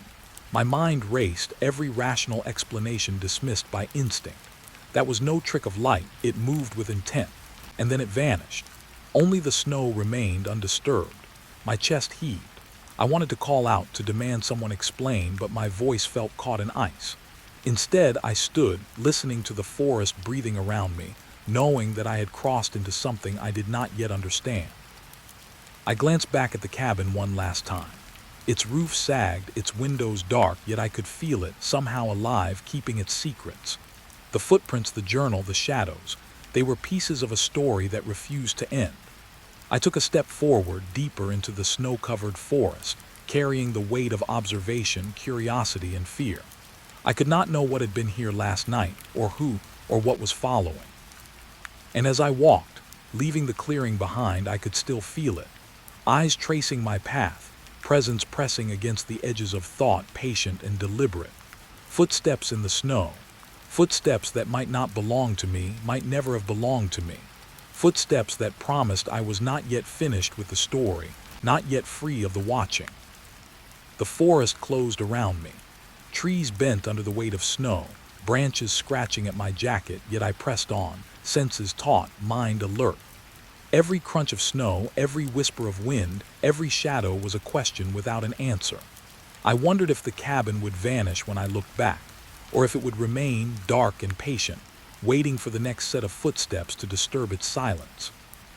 And I knew, even as the cold bit into my fingers and toes, that the footprints I had followed to the cabin might never truly leave. They lingered, like the faint memory of a warning whispered in the wind. And perhaps, if I was not careful, I would find myself leaving new prints alongside them, walking into a story that had begun long before I arrived, and that would continue long after I was gone. The snow stretched ahead unbroken, and yet the feeling of being followed would not let me go. Footsteps in the snow, footsteps that did not belong to me, footsteps that waited for the night, the forest, the unseen watcher. And I realized with a chill I could not shake that the story of this cabin and those footsteps was only just beginning. The key was missing. I had searched every drawer, every shelf, every crack in the cabin, and still, the door at the far end of the hallway remained shut, smooth and unyielding. The lock glinted faintly in the dim light, black iron against weathered wood. Something about it tugged at me, an insistence I couldn't ignore. I could hear the wind moaning outside, pressing against the walls, but the cabin's silence inside was heavier, almost patient. It waited for me to make a choice. I circled the door slowly, hand brushing over its cold surface. There were scratches, faint, almost like claws, running horizontally across the wood. I told myself it was nothing, a result of time, of weather, but the pattern felt deliberate, like someone had tried to warn me or perhaps to keep me out. My chest tightened. The air around me thickened, subtle but undeniable. I could feel it watching, waiting, and every instinct screamed not to push further. But I couldn't stop. I knelt to examine the lock. The iron was old, rusted at the edges, but the keyhole itself was clean, polished by repeated use. Someone had been here recently, that much was clear. My mind scrambled, tracing possibilities. A caretaker, a wanderer, someone who had returned for reasons I couldn't guess. I reached for the small set of tools I'd brought, thinking I could force it open, but my hands hesitated. There was a weight to this door, a history that pressed back against curiosity. And then I heard it, a faint scrape from behind the walls, a movement not quite footsteps, not quite a shift of air. I froze, listening. The cabin seemed to hold its breath with me, every creak, every sigh of timber amplified. My fingers tightened around the wrench. The sound repeated, a whisper of motion directly behind me, and I realized my own heartbeat was loud in my ears, quick, irregular. Someone or something was here. I tried the door again. It wouldn't budge. But as I pressed my ear to the wood, I could hear it, soft, irregular breathing. My stomach churned. It couldn't be me. I had been still, careful. The sound came from inside the locked room. A chill crawled up my spine. I thought of retreating, of leaving the cabin entirely, but a small, sharp voice in my mind whispered that I had to see, had to know. I searched the hallway for another entrance, another way in, but there was none, just this door. I braced myself and leaned closer, peering through the tiny crack between the frame and the floor. Darkness stretched inside. I could just make out shapes, furniture, shelves, but one shadow moved independently, flickering, fluid, almost alive. I blinked. Nothing. But the sense of movement persisted. I swallowed, mind racing. My curiosity had become a tether I could not escape. I took a step back and tried the handle once more. This time it clicked, not with the ease of mechanics, but as if the door had decided to give way, yielding to my insistence. I pushed it slowly. The hinges groaned, metal scraping against wood, a sound that seemed to echo through the forest outside. The air inside was cold, sharp with the scent of something I couldn't place, Old earth, rust, and something acrid, chemical perhaps. My breath formed clouds, each exhale trembling. The room was small, cluttered. Dust motes swirled in the thin shafts of light that managed to sneak past the frost on the windows. Boxes lined the walls, stacked haphazardly. And then I saw it, a table in the center covered with papers, photographs, and a small, closed chest. I approached cautiously, each step deliberate. The floorboards groaned under my weight, and I half expected the sound to draw attention from whatever had been behind that door. The papers were old, yellowed, but the handwriting was recent. Names, dates, notes in the margins that seemed frantic, almost obsessive. And in the photographs, people I didn't recognize, but they were staring at me somehow. Not literally, but the effect was the same. Their faces seemed frozen in expectation, waiting for my understanding, my recognition. My stomach churned. What had been recorded here, who had left it, and why? Then I noticed the chest. Small, unassuming, but the lock was different from the door. Modern, clean, almost clinical. I knelt, brushing snow from my sleeve, and examined it. No key. No clue. I pressed my fingers against the wood, feeling the temperature change, warmth, subtle but present, as if something inside was aware of me. My pulse leapt. I had no reason to believe anyone or anything was inside, yet the sensation was undeniable. A whisper of sound made me freeze again. The breathing I had heard before, soft but rhythmic, closer now. I turned slowly, scanning the corners. Shadows gathered differently here, shifting not with the light but independently. The walls seemed to lean, the ceiling lower than before, and I realized I was holding my breath, straining to hear. And then it came, a soft, deliberate tap against the floor behind me. I spun. Nothing. The room was empty, or so it seemed. I opened the chest. The lock gave way easily, snapping open in a way that startled me more than it should have. Inside lay a bundle of letters, tied with a black ribbon, brittle with age. I lifted the top letter, careful not to tear it. The handwriting was familiar in a way that sent a shiver through me, calm, precise, almost clinical. But the words were dark, confessional, as if someone had written them in fear of being discovered. Names, locations, events that didn't belong to me. But they resonated with my own unease, echoing fears I hadn't yet acknowledged. And then I noticed something else. The last line of the letter was unfinished. A jagged stop in the sentence, words trailing into nothing. My chest tightened. The handwriting beneath it, the following page, was smeared, torn, as if someone had tried to erase it in haste. I traced the letters with my finger. Someone had hidden something here. Something terrible. My mind raced, trying to piece together the fragments of a story I was only beginning to understand. I felt it then. A presence behind me, patient, deliberate, not physical, but pressing on my mind. I spun, chest tight, eyes scanning. The shadows in the corners seemed to gather, twist into shapes my mind almost recognized, then recoiled when I looked directly. The cabin seemed alive, breathing, waiting. And I realized that the locked room was never truly locked from this presence. It had been waiting for me, for someone to find what should have remained hidden. I returned to the letters, flipping through them rapidly, trying to extract a coherent thread. Names repeated, places repeated, events overlapping in strange ways. And in the margins, symbols, sketches of figures, stick-like but detailed, almost diagrammatic. I felt the pull of them, the insistence of understanding, but comprehension was elusive. My head pounded with the effort. The presence in the room pressed closer, but not threatening, more like curiosity or expectation. Then I heard a noise outside the door, a step. Faint, careful, deliberate, not mine. I froze. The cabin's silence had shifted. The snow outside was disturbed, the wind muted. Whoever or whatever was outside the room knew I had found it. I could feel it in the air, a weight pressing down, and I realized my pulse had been too loud, my movement too sudden. My discovery had consequences. I closed the chest quickly, tying the ribbon around the letters again, but the sense of exposure didn't leave. The room felt smaller, shadows pressing closer. I backed toward the door slowly, and as I reached for the handle, I noticed something impossible, footprints. Not on the floor, not outside, but inside the room, faint, like impressions left in snow, though the floor was bare wood.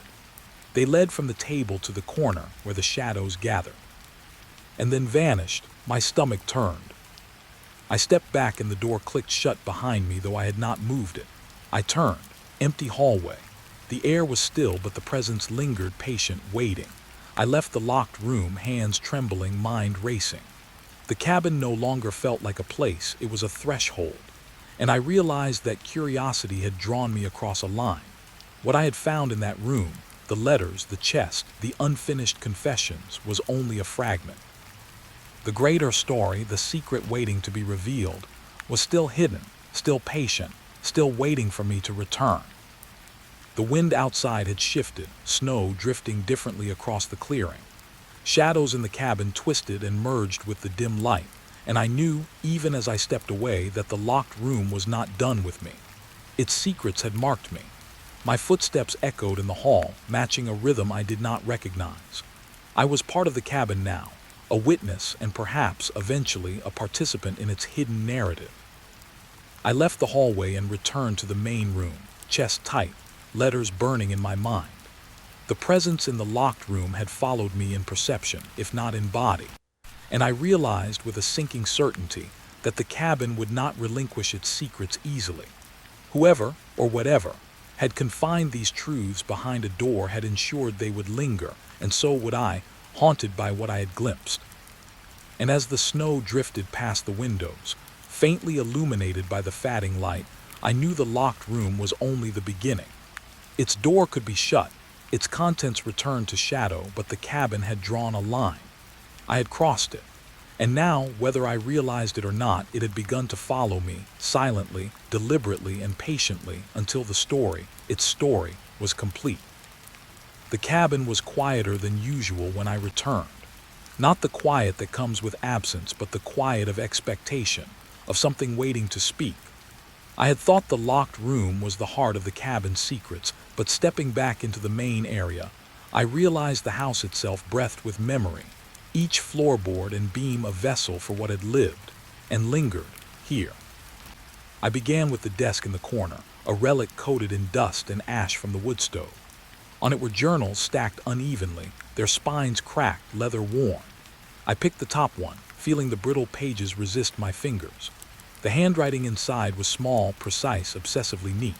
And yet, as I read, the neatness gave way to scrawls, corrections, words crossed out in frustration, sometimes violently. Each entry pulled me closer, each line whispering of a mind unraveling. The hermit, the previous occupant, had lived here alone for decades. At first, the entries were simple, observations of the weather, the lake, the forest. But then the tone shifted, gradually, imperceptibly at first.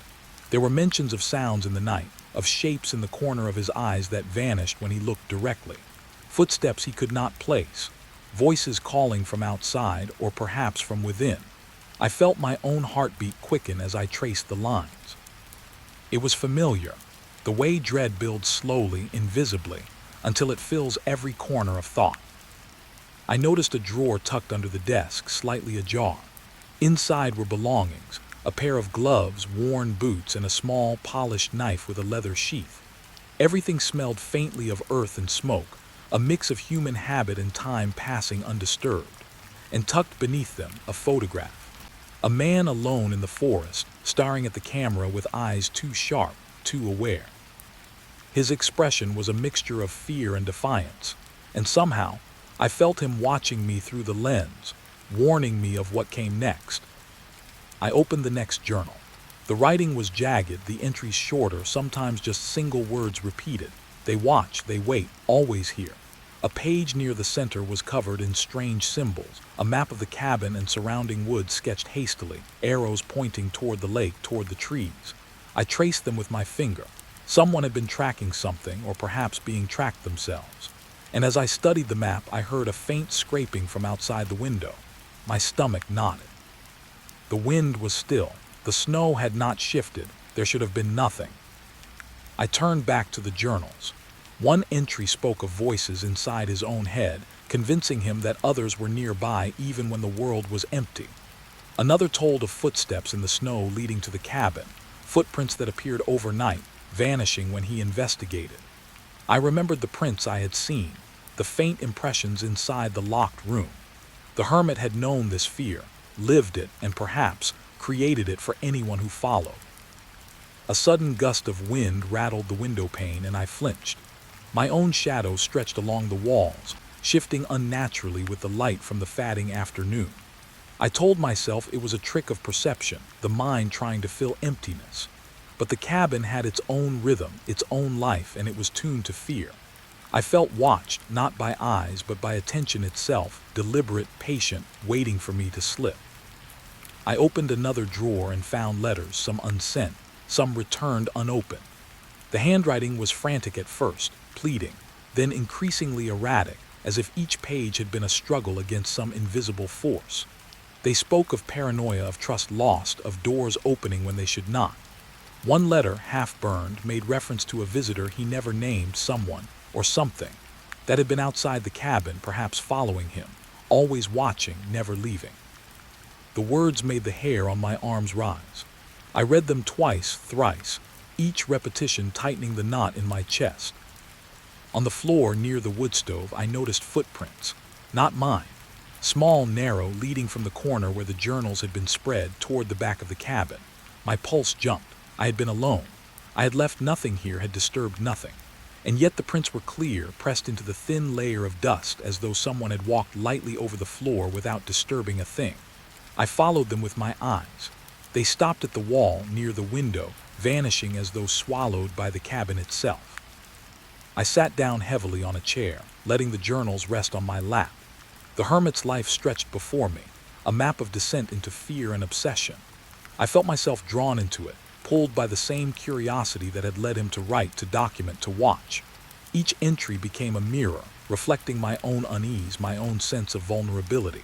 I wondered, was the cabin merely a repository of his madness, or was it alive, shaping him, shaping me, shaping anyone who dared to enter? I opened the last journal, the one with the newest entries. The handwriting was nearly illegible, frantic, the pages torn and reassembled with tape. One line stood out. I see them in the reflection, always in the reflection. I cannot turn away. I looked up at the window, snow drifting faintly, the lake beyond frozen, gray, indifferent. I imagined the reflections he spoke of, the shadows that moved not with light but with intent. I felt my own reflection in the glass, distorted, uneasy. And I realized the cabin did not need anyone else to be dangerous. It could take fear, amplify it, and send it back through perception alone. I tried to stand, but my legs trembled. Each step toward the door felt heavier, as if the cabin resisted my departure. The air grew thick, almost tactile, pressing against my chest. I could feel the presence again, patient, deliberate, hovering near the edge of my perception. The journals had revealed the hermit's fear, but now I understood. I was living it, participating in it. Every corner of the cabin seemed to watch, every shadow waiting. A sudden noise drew my gaze to the ceiling. Something moved above me, just above, in the rafters. The light shifted, shadows bending unnaturally. I blinked. Nothing. But my pulse didn't slow. I realized that the cabin's life was subtle, woven into perception itself. The hermit's paranoia had been real, tangible, and it lingered here, echoing, shaping anyone who lingered too long. I gathered the journals, placing them carefully on the desk. The chest in the locked room, the letters, the maps, they were fragments of a story I could not yet complete. Each held a thread, a clue, but together they created a labyrinth, impossible to navigate fully without losing myself. I felt the pressure in the air grow, not malevolent but expectant, like a teacher waiting for a student to fail or succeed. I left the room briefly, stepping into the main hallway. Snow drifted past the window, pale light casting long, thin shadows. The cabin was quiet again, or at least quiet in a way that forced me to listen. I thought I heard a faint scraping, like nails across wood. From the far corner where the locked room waited, my heart leapt and I wondered, had I been followed, or was the cabin simply reflecting my fear back at me? I could not tell. Returning to the journals, I realized that the hermit's life had been a slow, deliberate descent. Isolation had warped perception, turned minor disturbances into obsession. Footsteps, reflections, letters, maps, all signs of a mind unraveling, a world shrinking. And yet I felt a kinship with him, a recognition of how quickly curiosity and fear could entangle. I had crossed a threshold the moment I opened the locked room. There was no turning back, not completely. The cabin seemed to pulse subtly around me, walls narrowing, shadows lengthening. I thought I heard whispers, too faint to discern but persistent. I brushed the sensation aside, telling myself it was memory, imagination, the echo of the hermit's paranoia. And yet I could not shake the feeling that the cabin had absorbed him, and that part of him lingered, patient, deliberate, waiting for the next visitor to follow the same path. I gathered my notes, tucked the journals into my bag carefully. The sun had shifted, casting pale light into the cabin. Outside, the forest lay still under snow, indifferent, silent. But inside, the cabin hummed faintly, a low vibration like the heartbeat of something older than the house itself. I paused at the threshold, hand on the doorframe, feeling the weight of unseen eyes. I knew, even as I left, that the hermit's fear was mine now, carried within me, a whisper I could not discard. And as I stepped into the snow, leaving the cabin behind, I realized the echoes of a life lived in fear would follow me. Not as a memory, but as a companion. Every creak in a distant floorboard, every reflection in a window, every sound of footsteps in the night. Each would remind me that curiosity has a cost, and some stories, once discovered, do not let you go. The cabin had given me knowledge, but it had claimed part of me as well. The candle's flame shivered before I even noticed it. I thought it was the draft at first, the way cold air slipped through the cracks in the cabin walls, but the light flickered too deliberately, as if it were aware of me.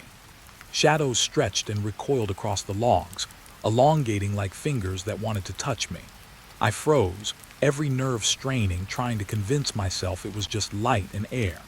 But something about the movement felt sentient, deliberate. I could hear the faint creak of the floorboards behind me. I told myself it was the house settling, the old wood sighing under its own weight. But then it came again, slower this time, like footsteps packing a rhythm meant to be heard. My chest tightened. I had left nothing on the floor, nothing that could move on its own.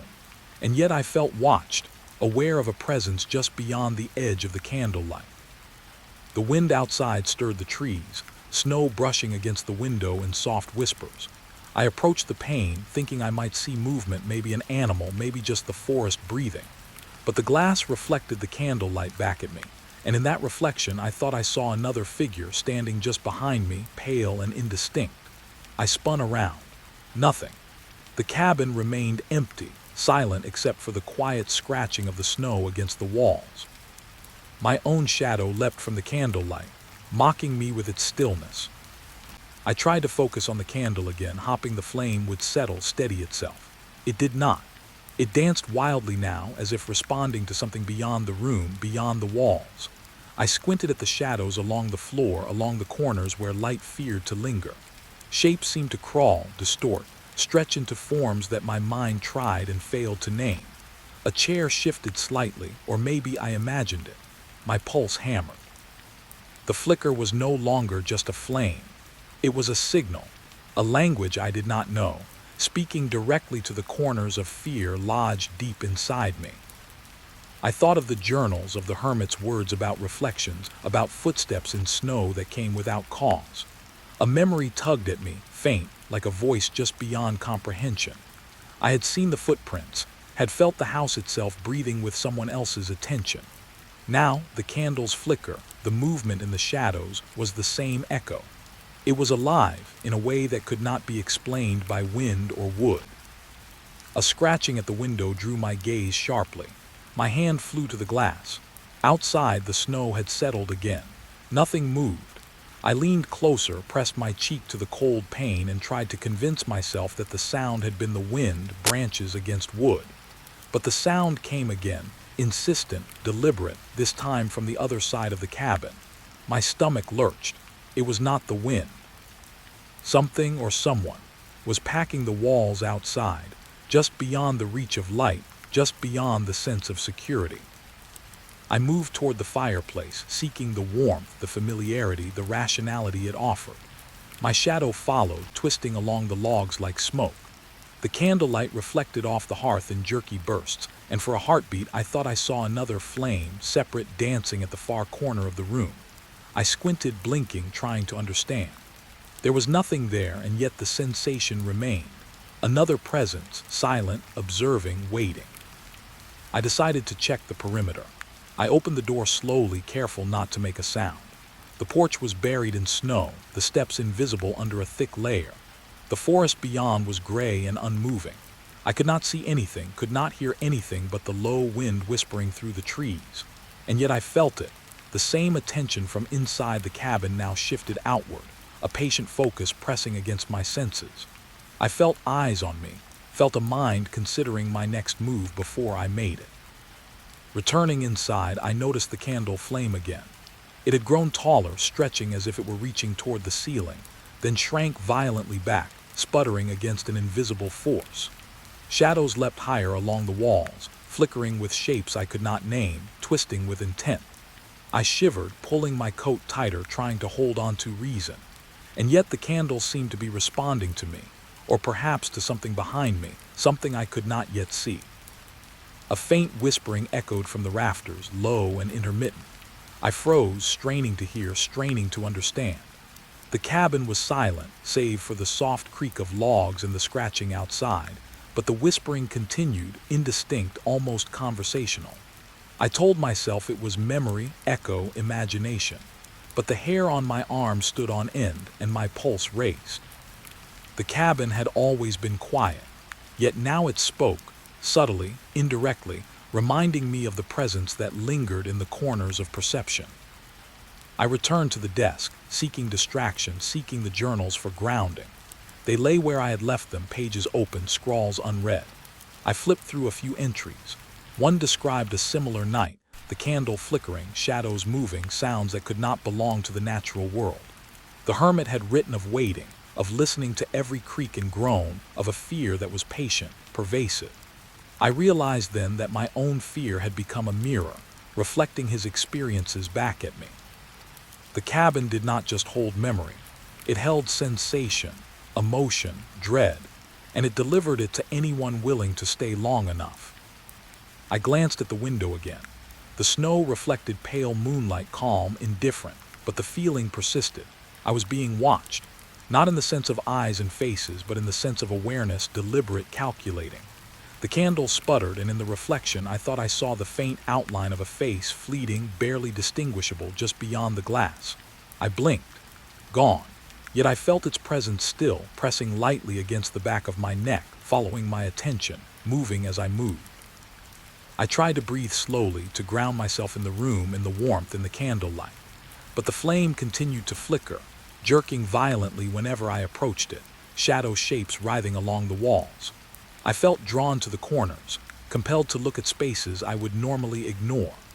One corner, near the back wall, held a shadow that was darker than the others, deeper, more patient.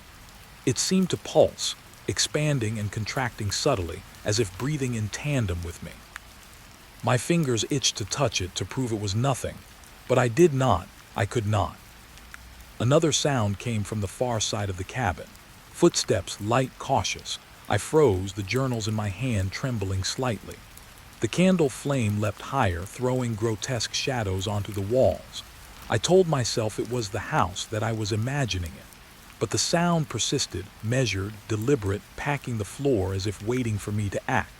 The sensation of being followed, of attention scraping at the edges of perception, grew heavier, almost tactile.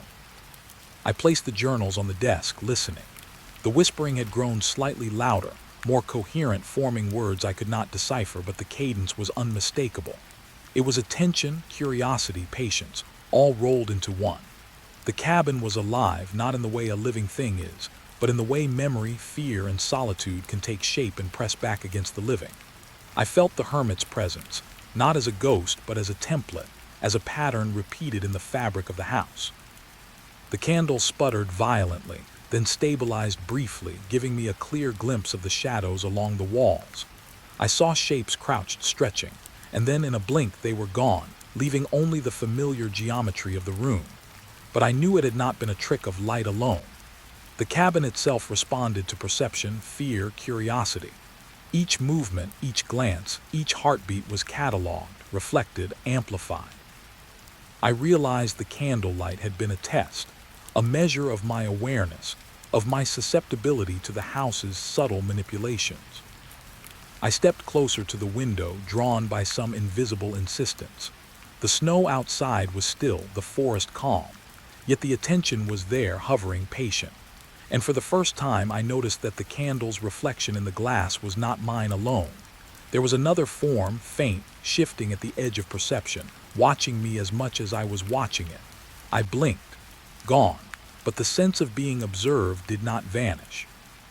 It pressed against me, reminding me that the cabin, the hermit, the journals, they were all conduits for the same force. Patient, deliberate, waiting for attention to falter. I returned to the desk, trying to record notes to anchor myself in rationality.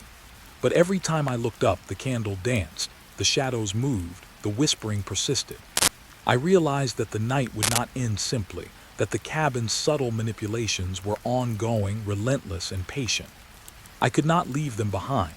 They would follow, imprint themselves into perception, echoing the hermit's life, his paranoia, his fear. And as I lit another candle, hopping to steady the room, the first flame flickered one last time, violently, before stabilizing. The shadows remained, darker at the corners, patient, waiting. I understood then that the cabin's life was slow, deliberate, psychological. The flickering light had shown me the pattern, revealed the echo of all who had dwelled here, and reminded me that I was now part of it, whether I wanted to be or not. The night stretched endlessly, each flicker of flame a question, each shadow a test. The wind whispered outside, snow drifted silently, and I remained in the cabin, aware, attentive, alive in a way that carried the weight of observation and subtle dread. The cabin had no need for malice. It had patience. It had presence. And I had become its witness, its subject, its companion in the quiet terror of knowing that the night, the flickering light, and the unseen attentions of the house would continue long after the candles burned out. I stepped outside, boots crunching into the thick snow, and expected relief. The cabin behind me seemed smaller now, its dark windows like eyes blinking one last time before I left. I thought I would feel free once the door shut behind me. I was wrong. The snow lay untouched, pristine at first glance, but with each step I realized it remembered me. Footprints I left behind seemed slower to fade, as if the world itself hesitated before swallowing them. The wind carried the scent of pine and cold, but underneath it, faintly, I thought I smelled smoke, or maybe the iron tang of blood. I paused, listening to the silence. Only the crunching of my boots replied, and yet I could feel it, an awareness, patient, insistent, following just out of sight. The hermit's presence, I realized, did not stay confined to walls or wood. It had seeped into the snow, into the air, into the cold that bit at my fingers. I moved faster, glancing back. The cabin's silhouette looked empty, abandoned. But I swore I saw a shadow flicker in the window, not human, not entirely solid, and it disappeared when I blinked. My pulse accelerated. The forest stretched endlessly in front of me, but the sensation of being observed did not fade. It pressed on my shoulders, heavy, unyielding, like a weight I could not lift no matter how far I ran. Snowflakes fell lightly, whispering as they landed. I tried to convince myself that the forest was just quiet, that my mind was still tangled in the hermit's old fears. But the deeper I went, the more I noticed the patterns in the snow. Each tree, each bush seemed to have a subtle indentation, like something had brushed against it recently. Footsteps not my own, I thought, but when I turned sharply, I found nothing. The forest had become a hall of mirrors, reflecting absence in every direction. The sun had dipped low behind the horizon, leaving the world in pale blue twilight. Shadows stretched unnaturally long, reaching across the snow like fingers seeking to pull me back. I tried to focus on the trail I was making, on the logical path out of this isolated place. And yet, no matter how far I walked, the cabin seemed closer than before, small lights, or maybe reflections, flickering behind the tree line. I could not tell if it was memory, imagination, or the forest itself rewriting what I thought I knew. My breath came in ragged clouds, each exhale trembling with unease. The snow underfoot shifted subtly, compressing as if responding to my weight, then settling strangely when I tried to look behind. I stopped, lifted a hand, and touched the snow. It was cold, yes, but soft, almost pliable, like it could mold itself to anything. I tried to leave it behind to step faster, but it felt as though the snow knew where I had been, remembered each footprint, each hesitation. A low whistle drifted on the wind, soft and hollow. I froze, listening. My heartbeat thumped in my ears. The sound was fleeting on the next moment, yet I felt it had a direction, a source that moved parallel to mine. I turned sharply, nothing. The trees were still, their branches weighed down with snow, their shadows stretching long and empty. Still, the sense of being followed persisted. The hermit's presence was no longer confined to his cabin. It had walked with me, patient, invisible, keeping pace. I tried to convince myself it was just fear, that the cabin had imprinted itself on my mind. But the snow told another story. Footprints I thought were mine alone began to shift subtly when I glanced back. Shapes seemed to outline themselves faintly, almost human, almost alive. I quickened my pace, heart hammering, and the forest responded. Shadows stretched toward me, retreating, twisting around trees, around snowdrifts. Each movement felt deliberate, as if something beyond perception was arranging the world in response to my fear. The wind carried more than cold now. Whispers, faint at first, barely audible, slipped past my ears. I couldn't make out words, only tones, tones that matched the cadence of my own heartbeat. My pulse raced. I clenched my fists, trying to force reason, but every step forward brought the whispering closer, pressing at the edges of my mind. I imagined the hermit's journals, the obsessive details, the paranoia, and realized I understood now. His fear was a contagion. I had stepped into it, and it followed me, alive in its own right, intangible yet undeniable. The path I had tried to make straight wavered under my perception. Snow mounds seemed taller, darker, angles sharper. I stumbled once, nearly falling, catching myself on a gnarled tree. When I looked up, the forest had shifted. A line of trees I thought I had passed formed a wall I did not remember. The horizon seemed to ripple, uncertain, as if the forest itself was bending to witness me, to test me. Every breath I took felt observed, measured, catalogued by something unseen. I slowed, trying to steady my mind.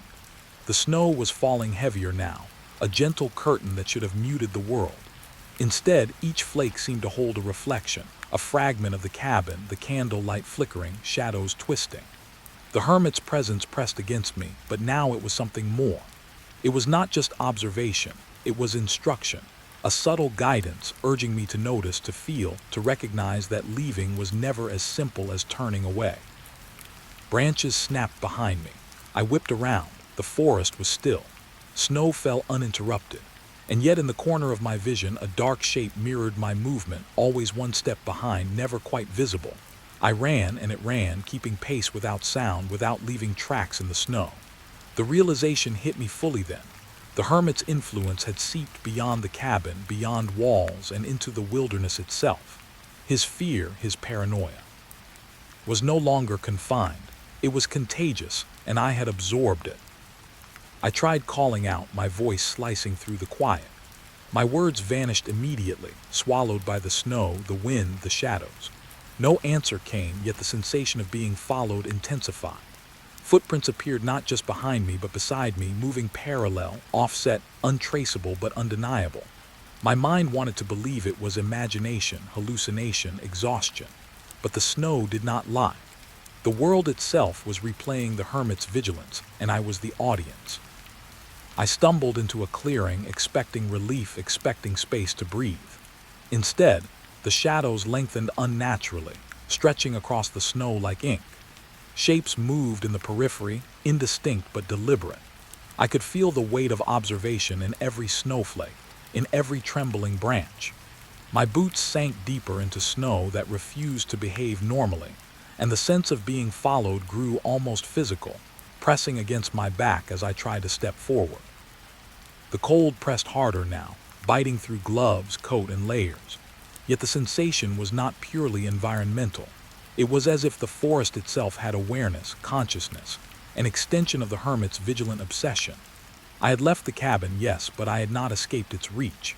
I was still subject, still observed, still tested.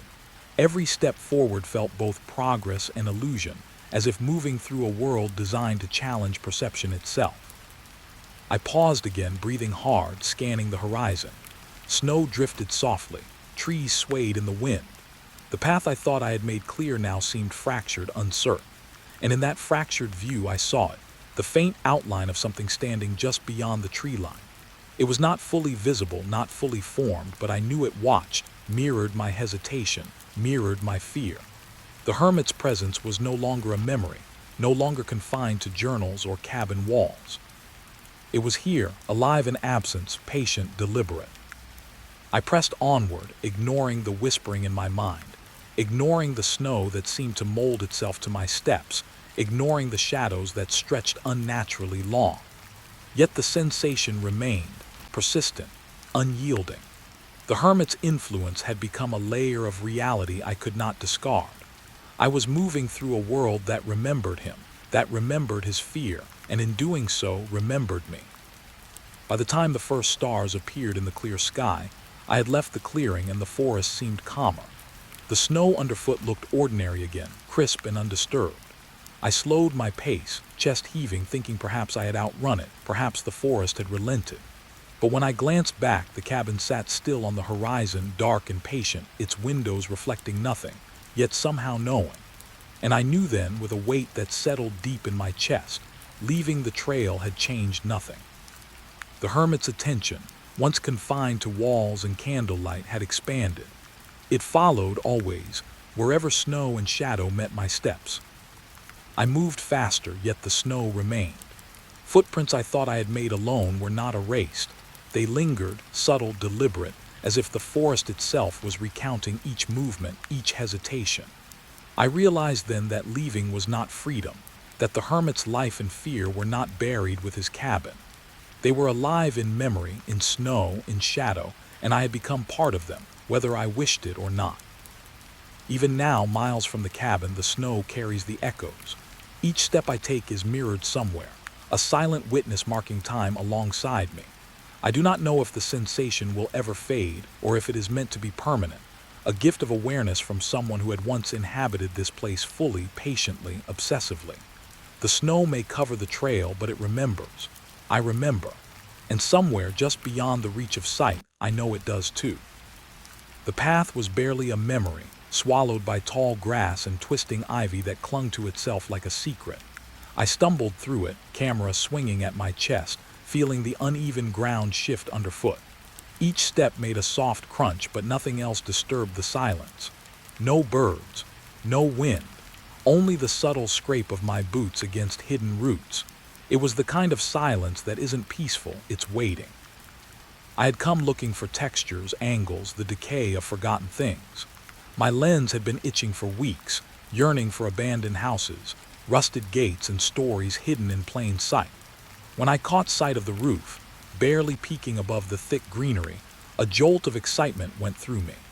The cabin looked like it had grown from the earth itself, swallowed by nature until it was almost unrecognizable. The closer I got, the more I noticed details. Ivy wrapped around corners, broken panes of glass glittering like eyes, shingles cracked and bowed. It felt patient. I crouched, adjusting my camera. The lens caught the detail of a doorknob, green with rust, pitted from years of neglect. I ran my hand over it, brushing aside dirt and leaves. The metal was cold, unyielding. I turned the knob lightly, locked of course, but something about the way it resisted felt deliberate, like it wanted me to notice. My curiosity surged. Why had this place been left like this? Who had lived here, and why had they gone? I circled the cabin, nodding the windows. Some were shattered, others hazed with dirt and mildew. Inside, shadows pooled in the corners, dark and dense, absorbing light. My camera clicked as I framed them, but I couldn't shake the feeling that I wasn't alone. Something stirred behind one of the broken panes, subtle, a flicker, a shift in shadow.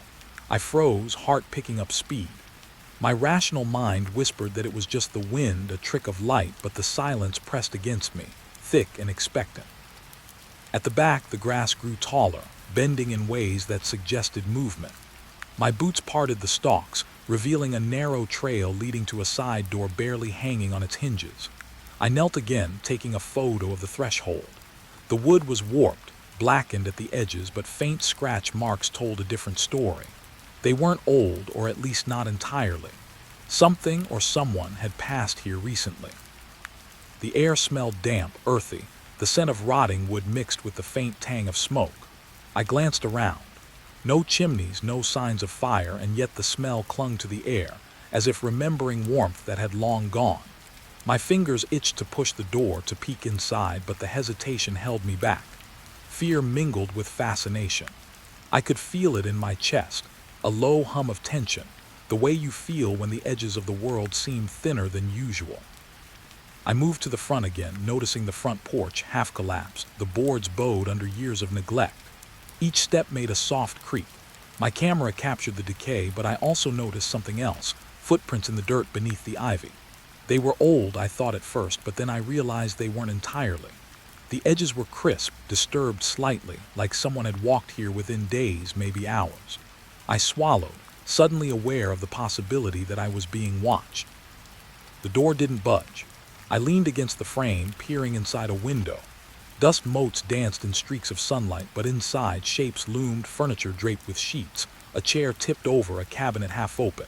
Everything seemed ordinary until I noticed the pattern of dirt on the floor, footprints leading toward the back, then stopping abruptly as if the person had vanished. A shiver ran down my spine.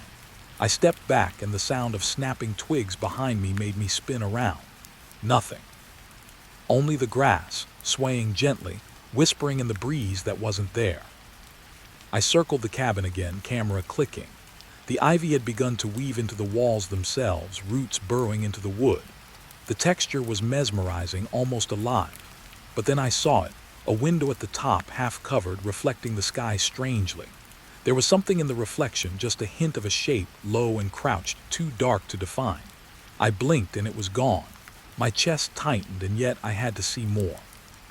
Behind the cabin, the trail opened into a small clearing.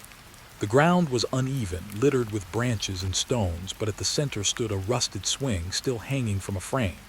I crouched, framing it in my lens. The swing swayed slightly, though there was no wind. My stomach knotted. I caught my reflection in the swing's chains, pale, wide-eyed, a flash of panic behind my camera. I shook my head, forcing rationality. Old metal, uneven ground, gravity. That had to be it. The cabin's side door creaked just slightly, as if touched by a breeze, though the air was still. I froze. My fingers hovered over the camera. The thought of opening it, stepping inside, terrified me, but curiosity burned brighter than fear. I knelt, brushing away ivy and debris, pressing my ear against the wood. There was nothing until I heard it. A faint scratching, almost imperceptible from the other side. Not wind, not animals, something deliberate. My breath caught, cold and shallow. I drew back, my pulse hammering. The sound stopped immediately.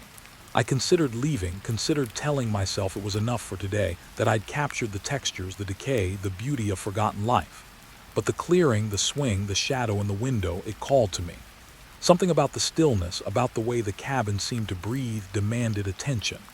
I found myself stepping closer again, the scratching returning, soft and patient, beckoning. A sudden flash of sunlight through the overgrowth caught my eye, illuminating a narrow gap beneath the door. Something black and small shifted there. I knelt, holding my breath, and realized it was a shoe. A child's shoe, worn, frayed, left behind. The dirt around it was disturbed, as if someone had moved away hurriedly. My chest tightened. Memories of old photographs of children, family life, echoed in my mind. I didn't know why, but the cabin's story pressed on me, urgent and incomplete. I walked the perimeter once more, camera in hand, noting everything. The walls, the roof, the collapsed porch, the swing, the child's shoe. Every detail seemed layered with something I could not name. And yet, despite the beauty of decay, the natural art of neglect, there was a sense of anticipation, as if the cabin had been waiting for someone to notice, to witness, to remember. The air thickened around me, almost tactile, pressing against my skin.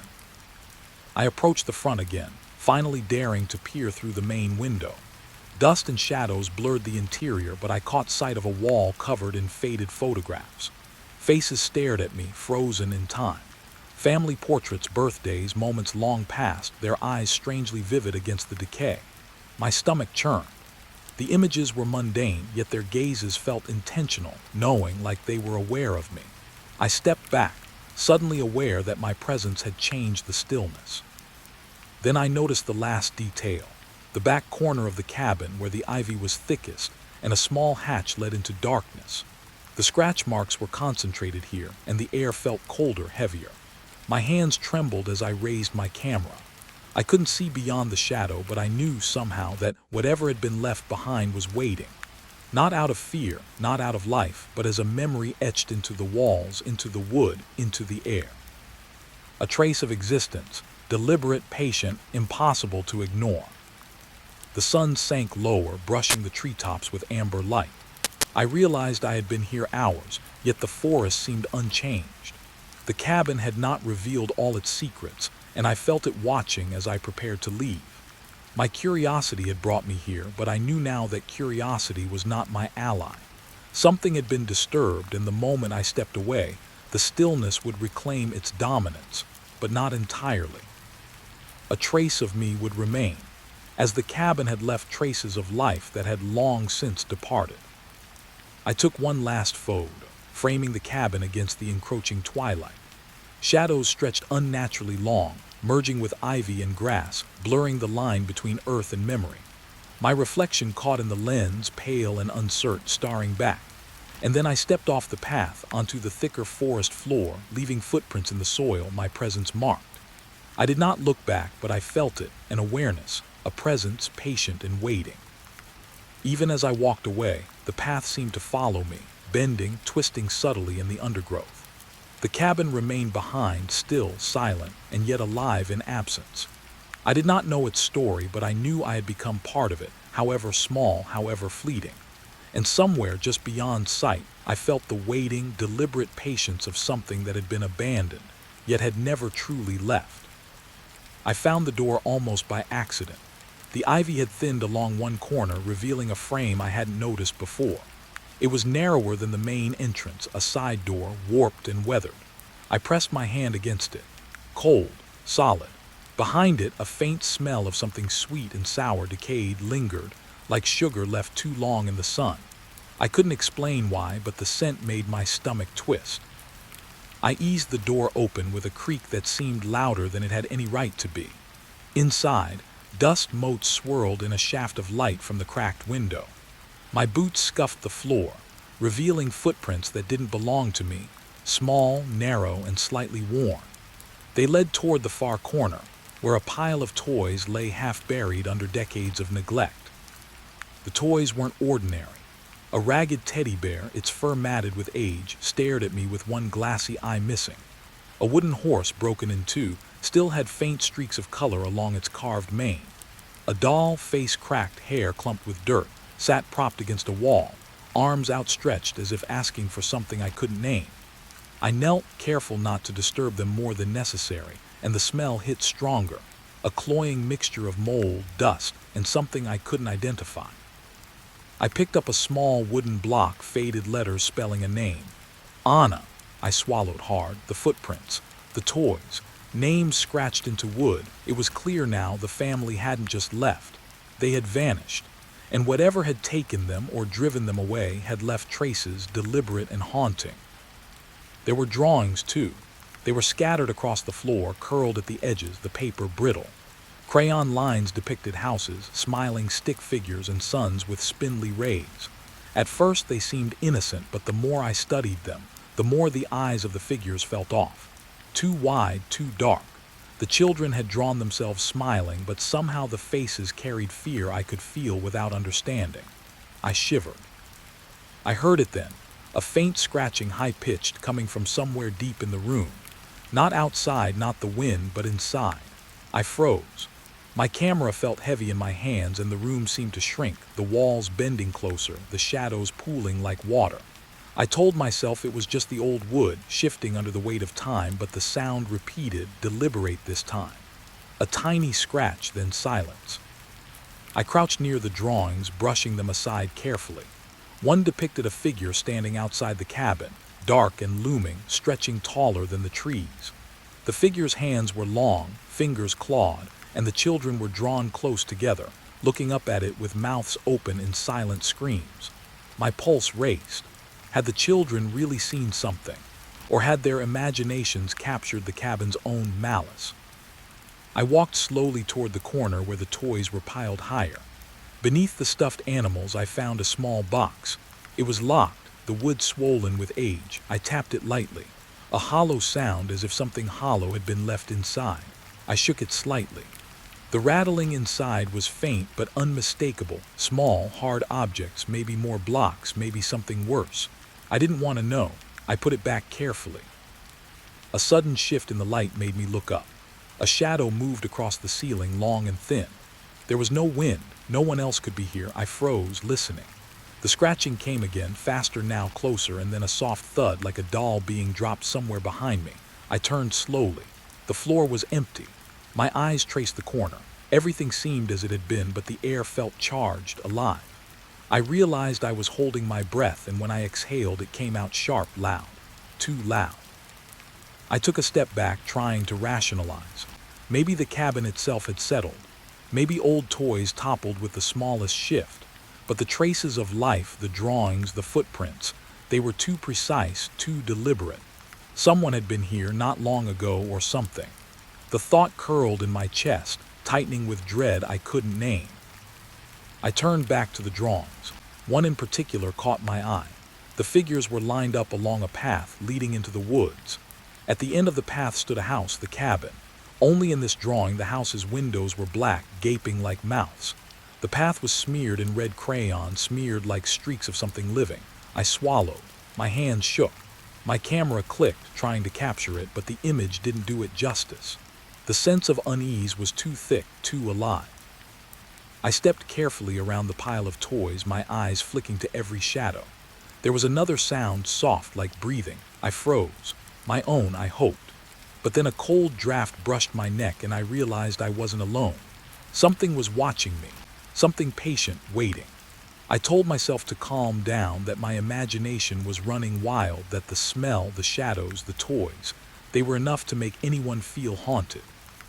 But the feeling persisted. It pressed against the back of my mind, a weight I couldn't shake. I turned slowly, scanning the room. A doll sitting upright against the wall seemed to have shifted slightly. Its head tilted, eyes catching the light differently. I blinked. It hadn't moved, had it?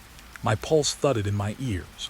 I lowered the camera, wishing for some rational explanation, but the room refused to grant one. On the far side, under a pile of blankets, I noticed a small handprint in the dust. Faded but visible, small, child-sized, and next to it, tiny footprints leading toward the hatch in the corner. They stopped abruptly, as if whoever made them had vanished into the air. I knelt closer, tracing the dust with my finger. Cold. Not from the air, but from the residue itself, the memory it held. Whoever had been here had been scared, terrified. And yet they hadn't left completely. Something lingered. I stepped back, my boots kicking a block that rolled across the floor with a hollow rattle. I swallowed hard, realizing I had spent far too long in this corner. The room was suffocating. Shadows seemed to stretch unnaturally, creeping along the walls, pooling in the corners, watching. I glanced at the pile of toys again. Something about the way they were arranged, almost ritualistic. I felt a shiver run down my spine. A sudden draft blew through the window, rattling a broken pane. The sound of fabric brushing against wood echoed. I spun, but there was nothing, just the room settling, the wind, the decay.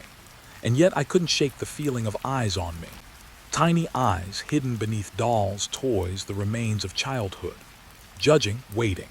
I wanted to leave, to escape the weight pressing down on me, but my curiosity wouldn't let me. I walked slowly toward the corner hatch. My fingers traced the edge, finding the latch. It was rusted but not fused shut. I paused. Inside, darkness stretched, pure and unbroken. I didn't know what I expected, another room, maybe a basement or nothing. But the blackness felt alive, thick, breathing. I could hear nothing, yet the silence screamed at me. I stepped back, heart hammering, realizing some doors were meant to remain closed. The toys at my feet seemed to whisper then, just a hint, the creak of fabric, the soft tap of wood. My skin prickled. I lifted a teddy bear, brushing dust from its stitched face. Its remaining eye caught the light, reflecting something I didn't want to see. I set it down quickly. The scratching began again, softer now, closer to the hatch. I wanted to run, but the cabin had me rooted, as if demanding acknowledgement of the lives once lived here. I took one last step through the room, pausing at the center. Every shadow, every toy, every drawing told a story. A story of sudden disappearance, of lives cut short, of fear etched into the very walls. I didn't know who or what had taken them. I didn't know why the toys remained, the drawings remained, the footprints remained. Only that they did, and that I, for the first time, felt the full weight of the cabin's memory pressing against me. Finally, I stepped back toward the door, glancing one last time at the pile of toys. The scratches had stopped. The dolls remained still. The drawings lay flat. And yet, as I opened the door and stepped outside, I felt it. The trace of presence, patient and lingering, as if the cabin itself watched me leave. Something unfinished, some story yet untold, had been waiting, and it had chosen me as witness. Even as I walked back along the overgrown path, the toys and drawings burned in my memory. I couldn't shake the sense that the family's absence was not complete, that the traces they had left behind were deliberate, meant to be found, meant to unsettle, meant to warn. And in the quiet of the forest, I realized the cabin's story was not mine alone. It had chosen me, and it was not finished with me yet. I found the journal in the back corner of the cabin, wedged between a stack of yellowed papers and a rotting chair. Its leather cover was cracked, the binding stiff with age. I hesitated, fingertips hovering over the worn spine, because something about it felt alive. Not alive in a comforting way, but alive like it had been waiting. And maybe it had. I opened it, the pages brittle, the ink faded but still legible. The first entries were mundane, lists of chores, notes about the weather, a grocery list scrawled in shaky handwriting. But the farther I turned the pages, the tone changed. The letters grew larger, the handwriting more erratic. There were warnings, repeated over and over, about someone or something that came at night. The father wrote of shadows moving outside the windows, of whispers in the dark that promised harm. I could hear the wind outside the cabin, rattling the broken panes, and it made the words on the page seem louder, as if they were being spoken to me. The first mention startled me. "Do not let it in," he had written, the ink smeared as if he had been trembling. "It watches, always, and it waits." I swallowed hard. The words felt heavier than paper. There were sketches, too. Crude outlines of figures, tall and thin, their arms too long, faces blank except for black, hollow eyes. They stood at the edges of the cabin, outside the doors and windows, drawn in pencil and ink. I traced one figure with my finger, feeling the indentations in the page, and my stomach sank. Had he seen what I had only glimpsed in shadows? Or had fear carved these shapes into his mind, leaving a record I was now inheriting? The journal spoke of nights when the wind died and the forest fell silent. Nights when footsteps echoed in the hallway, though no one was there. Nights when doors would lock themselves and windows shivered as if touched by invisible hands. I could feel the father's growing panic in the words, each sentence shorter than the last, sharper, jagged. He was unraveling, or being unraveled by something I could not yet name. I read an entry dated decades ago. "I hear it breathing. I hear it calling my children. I do not sleep. I cannot sleep. It is patient, too patient. It knows I watch, but it does not fear me. It waits." The words twisted in my chest. I turned the page, and the writing was almost a scratch, frantic and desperate. "I think it knows I know. It scratches at the walls, at the doors. I hear whispers when I close my eyes. I am not alone. I am never alone." I set the journal down for a moment, letting the silence of the cabin press in. The shadows seemed thicker, deeper, as though the room itself had drawn closer. And then I heard it, a faint scraping just outside the door. I froze, hands hovering over the pages again. My mind told me it was nothing. Wind, branches, the creak of old wood. But the journal's words clawed at me, a warning from the past. It comes at night. I flipped to another page. The entries had grown almost unreadable. Words overlapping words, ink bleeding through paper. He wrote of objects moving on their own, of the children waking in terror to find figures at the foot of their beds. One entry made my blood run cold. I saw it through the window. A man. No. Something tall, too tall, with fingers that reached past the glass. It looked at me. It knows. It always knows. I realized I was gripping the journal, knuckles white. My camera hung around my neck forgotten. I looked at the sketches again, at the blank eyes staring from the paper. I wanted to believe it was imagination, a father unraveling under isolation.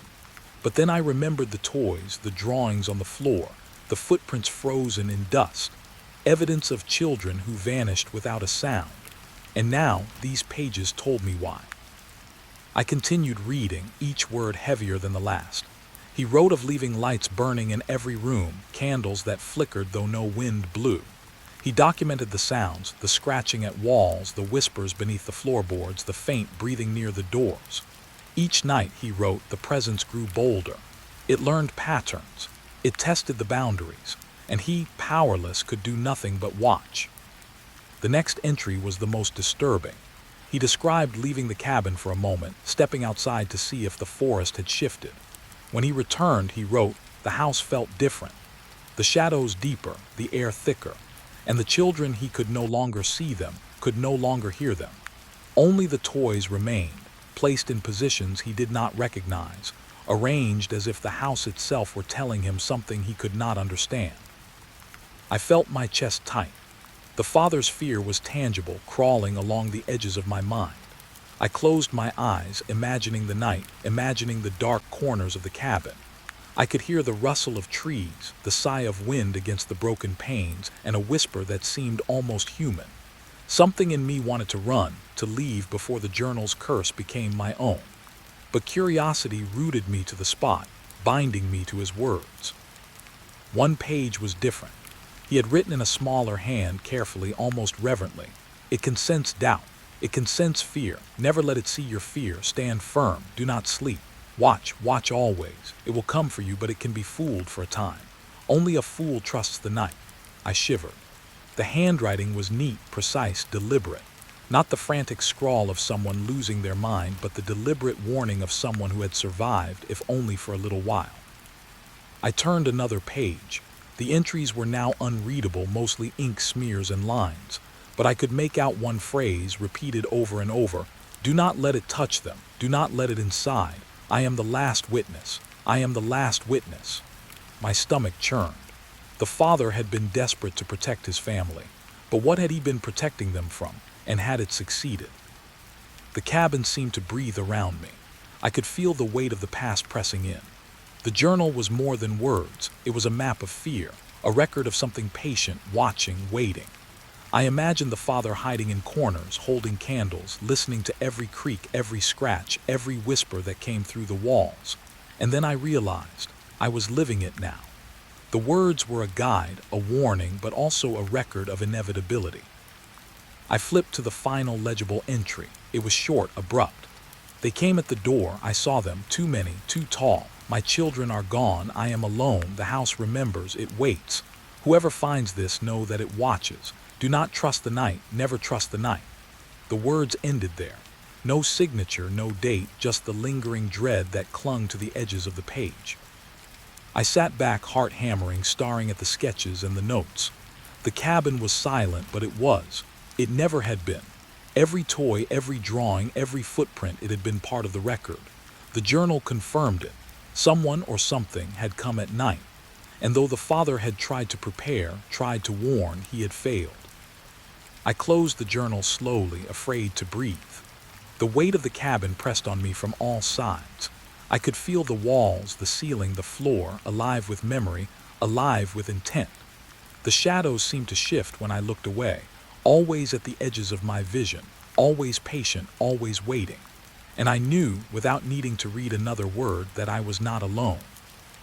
The wind rattled a pane, a soft sigh, almost like a whisper of acknowledgement. I left the journal on the chair, untouched, a relic of a life that had been consumed.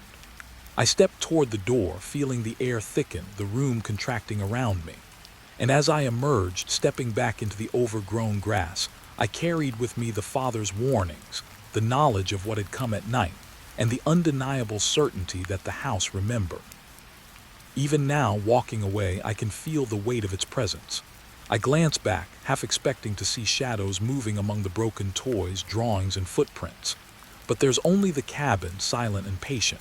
And I know deep down it will watch, always.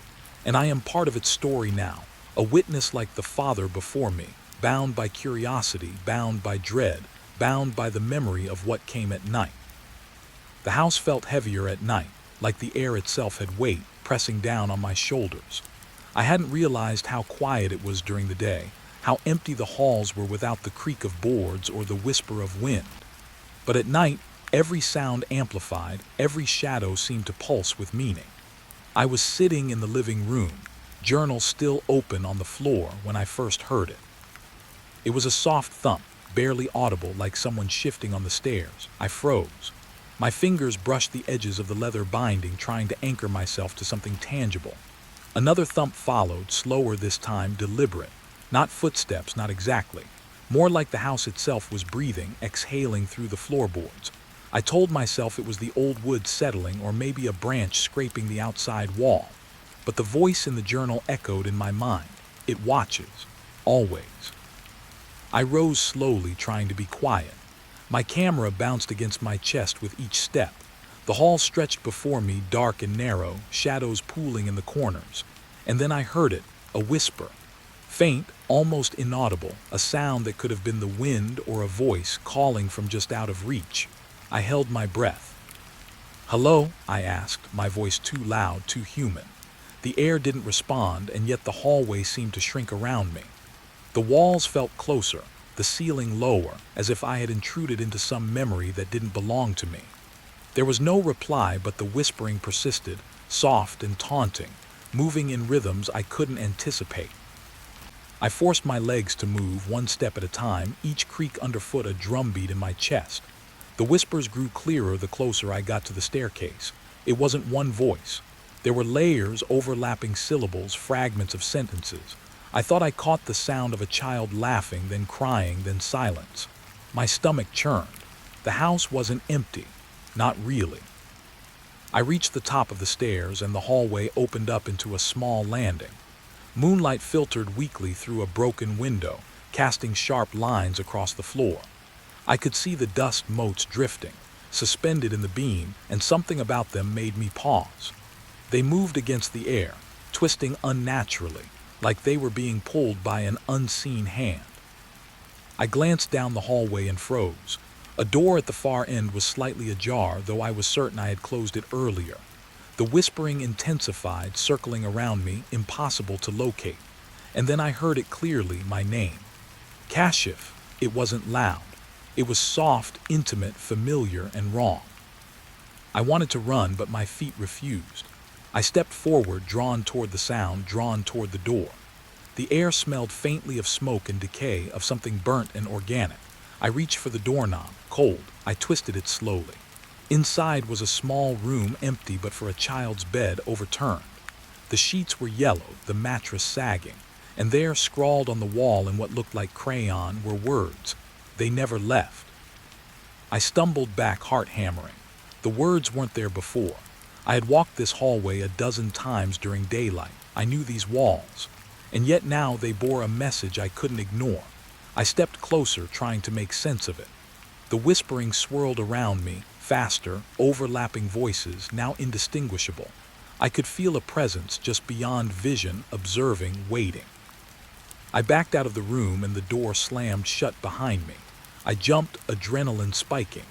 The hallway was still but for the soft sighing of wind outside. Or was it inside? I could feel it moving, sliding along the walls, brushing against the floors, a presence just beyond perception. I told myself it was my imagination, but the journal's warnings drummed in my head. Do not trust the night. I moved to the next room, the whispering fading but not gone. Shadows pooled in the corners, but they shifted when I looked directly at them. I could swear I saw a figure at the edge of my vision, a tall, thin shape with empty eyes standing in the hallway just outside the doorway. I blinked. Nothing. But the feeling remained, gnawing, intimate, accusing.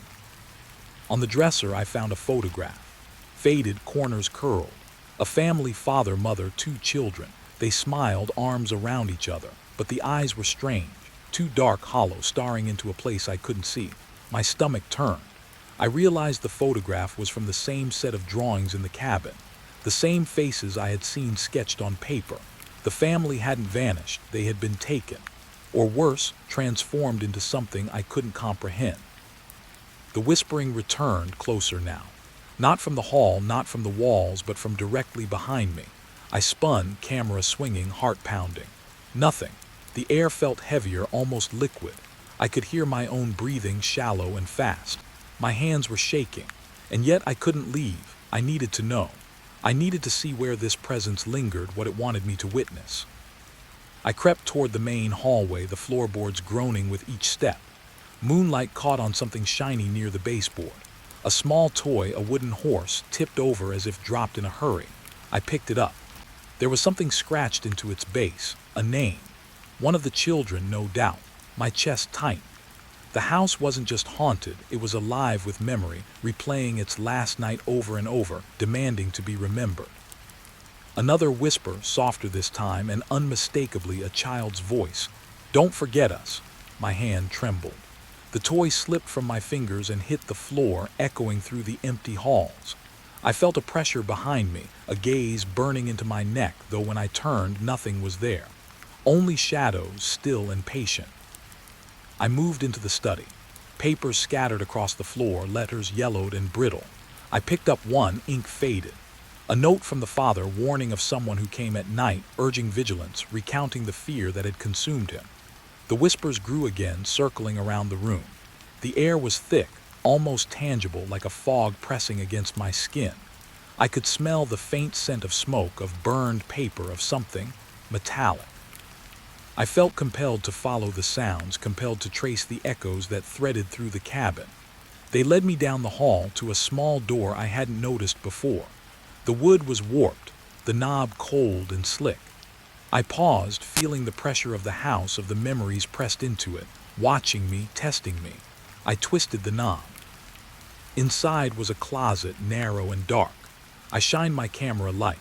The beam caught on something, shoes, small, worn, lined up neatly along the back wall. And then I saw it, a single drawing pinned to the wall. The family standing in the doorway of the cabin. Except in this sketch, the shadows were thick around them, almost solid. And a figure loomed behind the father, taller than any man, faceless, waiting. I dropped the drawing. My hand shook so violently that I could barely hold the journal to steady myself. I could feel the weight of the night pressing down, the presence of whatever had haunted this house still lingering, still patient. The whispers slowed, receding, but a cold certainty remained. It had been here. It had watched. And now it knew I was watching too. I backed into the hallway, heart racing, lungs burning. I needed air, needed distance. I stumbled over a chair and the whispers flared again, louder, sharper. I felt a touch at my elbow, or thought I did. Something warm, insistent, guiding me, warning me, testing me. I swallowed hard, forcing myself to keep moving, forcing my gaze forward, trying to ignore the sensation of eyes everywhere. The last room on the hall was the children's bedroom. Toys scattered, drawings on the walls, the air thick with the residue of what had occurred here. And yet a calm seemed to hang over it, fragile and fleeting. I stepped inside, camera raised, and the whispers paused as if observing my hesitation. The room smelled faintly of crayons and old wood, comforting in a way that made my chest ache. But I couldn't linger. I realized then that the house itself was a memory, a recording of events preserved in shadow and sound. The family's fate was etched into every floorboard, every wall, every whisper. The spirits were not angry. They were warning, repeating, showing me the last night over and over so it could not be forgotten. And somewhere just beyond vision, the tall, faceless figure waited, always waiting. I stepped back into the hallway, exhaling shakily. The night had changed, thicker now, almost sentient. The whispers had faded, but I could still feel their presence. The house had marked me. I had heard its echoes. I had seen its memory. And I knew deep down that I could never truly leave, not entirely. The cabin would follow me in my dreams, in the corners of my eyes, in the soft, patient echoes of the night. The smell hit me first. Smoke. Fresh, sharp, carrying the bitter tang of pine needles burned too long. I froze, my boots half buried in the thick layer of fallen needles, and scanned the trees. No chimney, no smoke trail from a fire I could see, just the scent, drifting, persistent, unnatural. I should have turned back. But curiosity is heavier than fear when it gnaws at your chest, and I kept walking. The cabin appeared between the trunks like a half-remembered dream. Wood dark with age, walls slatted with time, roof sagging in one corner. A rope of ivy climbed the side, green tendrils crawling over the shingles as if the forest itself was claiming it. But the smoke, it came from inside. I could see it curling through a crack beneath the door, thin, gray, drifting into the pines. I approached slowly, my camera swinging against my chest, capturing every detail. There were no footprints, no signs of life outside the cabin, yet the air was warm, inviting, dangerous. I reached the door. The wood was cold, rough under my fingertips. It creaked slightly when I pressed against it, like a sigh from the house itself. Inside, the room was dim, but the fire had gone out, leaving only a faint wisp of smoke coiling from the hearth. Dust motes hung in the shafts of light from broken windows, drifting like tiny spirits in the stale air. The furniture was simple: table, chairs, a bed with a threadbare mattress, but the place felt lived in, almost as if someone had stepped away for just a moment and might return. I moved carefully, boots creaking over the warped floorboards. The smell of smoke was stronger now, almost tangible, and then I noticed the bed. A blanket folded neatly at the foot as if someone had just made it. Not dusty, not abandoned like the rest of the cabin. My heart thumped. How could anyone leave a fire burning, a blanket folded, and disappear into the forest? I could feel it watching me, the cabin, the smoke, the shadows. I set the camera down on the table, lens trained on the fireplace. Something scratched at the corner of my vision, just a flicker. I spun, half expecting to see someone crouching in the shadows. Nothing. But the room didn't feel empty. It never really was. I walked to the window, brushing dust aside. Outside, the pines stretched endlessly, black against the evening sky. The forest swallowed sound, swallowing movement. And yet I thought I saw a figure between the trunks. A man, a child. My eyes strained, but it was gone, vanished into the shadows. Returning to the fireplace, I noticed the ashes. Still warm, I leaned closer, cupping my hand above them. Not hot, but warm enough to feel recent. Someone had been here, very recently. My chest tightened. I hadn't passed anyone on the trail. I hadn't seen footprints leading to this place. And yet here it was, proof that I was not alone. A chair creaked behind me. I spun, empty. I could feel the weight of the air, thicker now, as if I had crossed an invisible threshold. The smoke curled upward in the weak sunlight through the window, twisting into strange shapes, almost faces. My stomach sank. The forest outside was quiet, too quiet. The wind didn't move. The birds didn't call. Even the distant creek had gone silent. I stepped deeper into the cabin. A shelf lined with jars, lids dusty, some broken. The smell of herbs, pine, and something else, something faintly metallic, clung to the air. I ran my fingers along the wood. Each jar seemed ordinary, mundane, and yet I couldn't shake the feeling that they were meant for someone, or something. The camera captured the floorboards, a line of small scratches leading from the door toward the corner of the room. They were fresh, too deliberate to be random. I followed them, heart in my throat, until I reached a small cupboard. I opened it. Nothing. Empty. And yet the scratches ended there, as if whatever had made them had vanished into the air. I stepped back, breathing shallow, eyes darting. The smoke had thickened, curling in ways that didn't match the draft from the windows. I could swear I saw shapes moving inside it, shapes human in form, but wrong. Too tall, too thin, as if they were shadows given substance. I blinked. Nothing. But the sense of being watched remained, pressing against me like a living thing. A sound from the corner, a whisper, a groan. My body froze. The cabin had settled, the floorboards contracting, maybe. Or maybe it had something else to say. I tried to speak, to call out, but my voice caught. My throat dry, my lips trembling. Another sound, closer this time. It wasn't wind. It was deliberate. I raised the camera, hopping to catch something, anything. The lens caught the fireplace again. Smoke twisted upward, forming a shape. A man, a figure with shoulders hunched, staring at the floor. I blinked. It wasn't there. The room was empty. I felt my heart hammering in my chest, sweat sliding down my back despite the chill. I stepped toward the figure, toward the corner. The air seemed to resist me, thickening, slowing me down. The smell of smoke was stronger now, acrid, clinging to my skin and hair. And then I saw the door.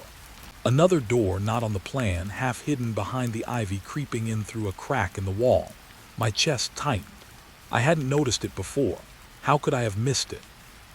I reached for the knob. Cold, wet, almost like something had exhaled on it. My fingers trembled. I turned it slowly. The door swung open to reveal a small room filled with boxes and old camping gear. And yet, a fire had been recently burned here too. Ashes, warm, curling slightly as if breathing. I stepped inside. The air smelled of charred wood and pine. A small journal lay atop one of the boxes, edges curled, pages marked with smoke. I picked it up. Words scrawled in uneven handwriting, half faded. They come at night. Never leave the fire unattended. My stomach dropped. Who was here? What had they been guarding? I looked back to the main room. The fireplace coals glowed faintly, though there was no flame. The shadows seemed deeper now, thicker, as if responding to the words in the journal. My hands shook. The forest outside was a wall of black. I could feel eyes on me just beyond the window, beyond the cabin, watching, waiting. The smoke swirled again. This time it formed a figure clearly, distinctly. I could see the outline of a man hunched, staring at the fire. He didn't move, didn't blink, just watched. I blinked. Gone. Only the coals remained. Only the faint warmth, the smell, the sense of being observed. I stumbled back toward the door. The forest called to me, silent, dark, yet familiar. The cabin's presence tugged at my chest, anchoring me, refusing to let go. The smoke lingered, a phantom tether. I wanted to leave. I wanted to run. But some part of me knew what had been here was not done speaking. The air shifted, colder now. I could hear it, the faint crackle, a whisper curling from the chimney, not wind. Words, or what sounded like them. I strained to listen. Do not forget, I shivered. My fingers brushed the doorframe. Outside, the world waited. Pine needles thick beneath my boots, the trail dark and endless. One last glance at the cabin. Smoke still curling from the hearth, still moving like a living thing. And I knew someone or something had been here, not hours ago, not days ago, but now. Watching. Waiting. The warmth in the coals promised more than comfort. It promised attention. And that attention was not kind. I stepped into the pines, leaving the cabin behind, or so I told myself. But the smell of smoke clung to my hair, my jacket, my skin. And I could feel it in my chest, the pulse of the place, the weight of unseen eyes following, persistent, patient. I walked, faster now, branches clawing at my arms, the path narrowing. And behind me the cabin remained, not abandoned, not empty, alive, waiting. I woke to a sound that didn't belong to the night. Slow, deliberate, circling the cabin. Footsteps crunching the frost-hardened pine needles outside. At first I thought it was the wind shaking branches, maybe an animal. But the rhythm was too human, too precise. I pressed myself against the edge of the bed, heart hammering. My breath fogged in the icy air of the cabin. The smoke from earlier had dissipated, leaving only the faint smell of burnt pine. The footsteps continued, moving from one side of the cabin to the other, pausing briefly as if listening. Every pause made the air heavier, pressing against my chest. I grabbed my camera, trying to convince myself it was enough. A lens trained on the windows, watching, waiting. The footsteps stopped. Silence. Then a faint tap against the roof, like someone testing the weight of the boards above. I froze. My mind raced. Who could be out there? The forest was dense, endless. I hadn't seen anyone on the trail. No footprints. Nothing. I tiptoed to the window, peering through the grime. The moonlight made the pines long, monstrous shadows. Nothing moved, but I could feel it. The presence. Someone or something was circling just out of sight, watching, studying. I swallowed hard, feeling sweat chill against my skin. The footsteps resumed, slower now, deliberate. Crunch, pause, sometimes closer, sometimes further, as if packing like a predator playing with prey. My stomach turned. I wanted to run. I wanted to lock the door and hide. But curiosity, that reckless curiosity that had dragged me here, kept me frozen, watching. I reached for the door, imagining stepping outside, trying to see. The floorboards groaned beneath my weight, and then they stopped. The footsteps stopped. The world held its breath. Even the wind had gone quiet. I could hear my own heartbeat in the silence, and then laughter. Low, a hiss barely audible, not a human laugh. Wrong, empty, echoing, mocking. I spun toward the fire, but the coals were cold. No warmth, no comfort, only the shadows that stretched across the walls. I felt it behind me, closer than the window. My skin prickled. My fingers shook as I grabbed the camera. I wanted to record it, capture it, prove it existed. But every time I pressed the button, the lens refused to focus. The viewfinder showed nothing but darkness. I tried to calm myself, telling myself it was a trick of the mind. Nerves stretched thin, the isolation playing games. Yet every instinct screamed otherwise.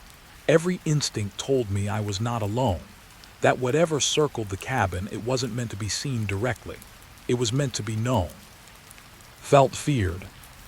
The sound shifted, not footsteps now, but dragging, soft, deliberate. Along the ground outside, a scrape against the frozen earth. I pressed my ear to the door, listening. The air was thick, humid despite the frost outside. The cabin seemed smaller, the walls closer. Every shadow felt like a body pressing in, a weight I couldn't escape. I backed away from the door, mind racing. The journal from the cupboard flashed in my memory. They come at night, never leave the fire unattended. I hadn't seen a fire here, only ashes. But the warning pressed against me now, a physical force. What came at night? And why was it circling me? I crept to the window again, hoping to catch a glimpse. Moonlight touched the branches, flickered across the forest floor, and then I saw it. A shadow moving too fast, too fluid, weaving between the trunks, always just beyond clarity. My heart thudded so loud I was sure it could hear it. The figure paused. A head turned toward the cabin. It didn't walk. It didn't run. It just stopped, staring. I stumbled back from the window, my hands shaking, breath caught in my throat. I wanted to call out, to shout, but my voice failed me. Another sound now, right at the edge of the roof. A scrape, then a thud, like someone landing lightly, testing the boards. I could feel the vibration through the floor. Whoever or whatever it was deliberate, waiting, watching. I grabbed the camera again, pressing record. The screen remained black. Nothing, no capture, not even a hint. My stomach twisted. It was as if the device itself refused to acknowledge the presence. I whispered to myself, barely audible, "Who are you?" No answer. Only the circling, the dragging, the pause. Time stretched. Minutes, hours, I couldn't tell. The forest remained still outside, the moon frozen in place. The footsteps, the dragging, the pauses.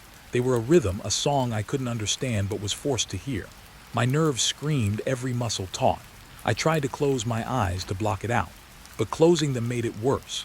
Shapes in the darkness pressed closer, smoke-like, fleeting, impossible to capture, impossible to ignore. Then silence, total, absolute. My chest heaved. I told myself it was gone, that I could breathe again.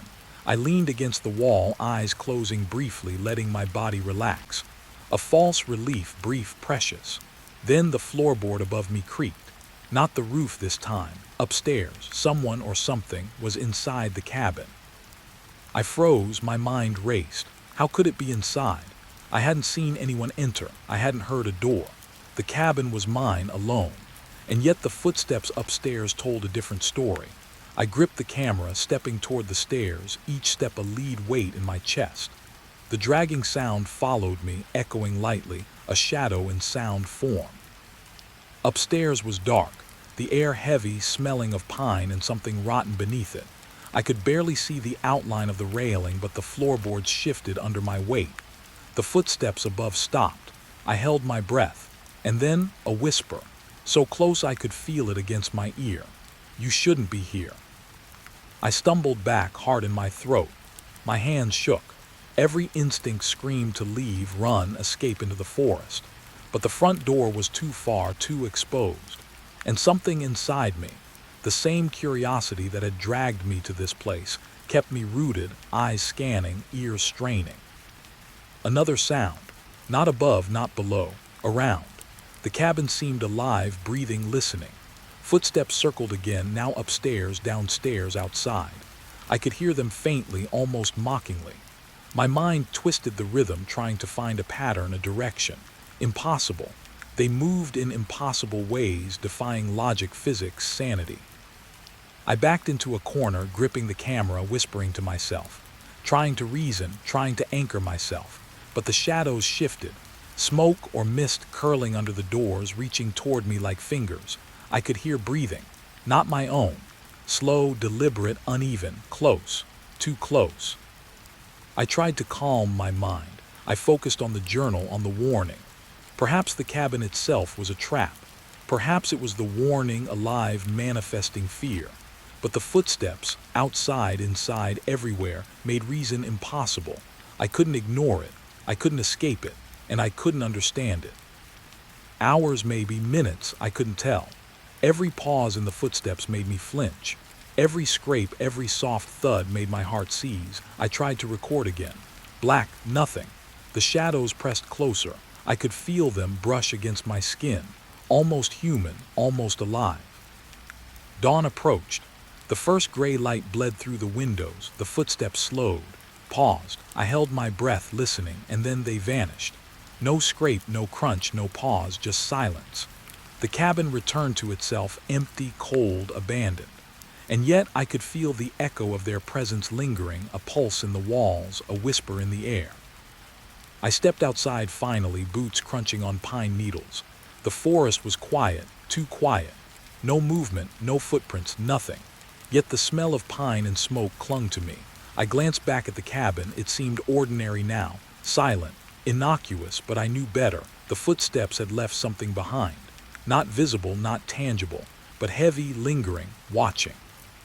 And I knew as I walked away that the cabin had not finished with me.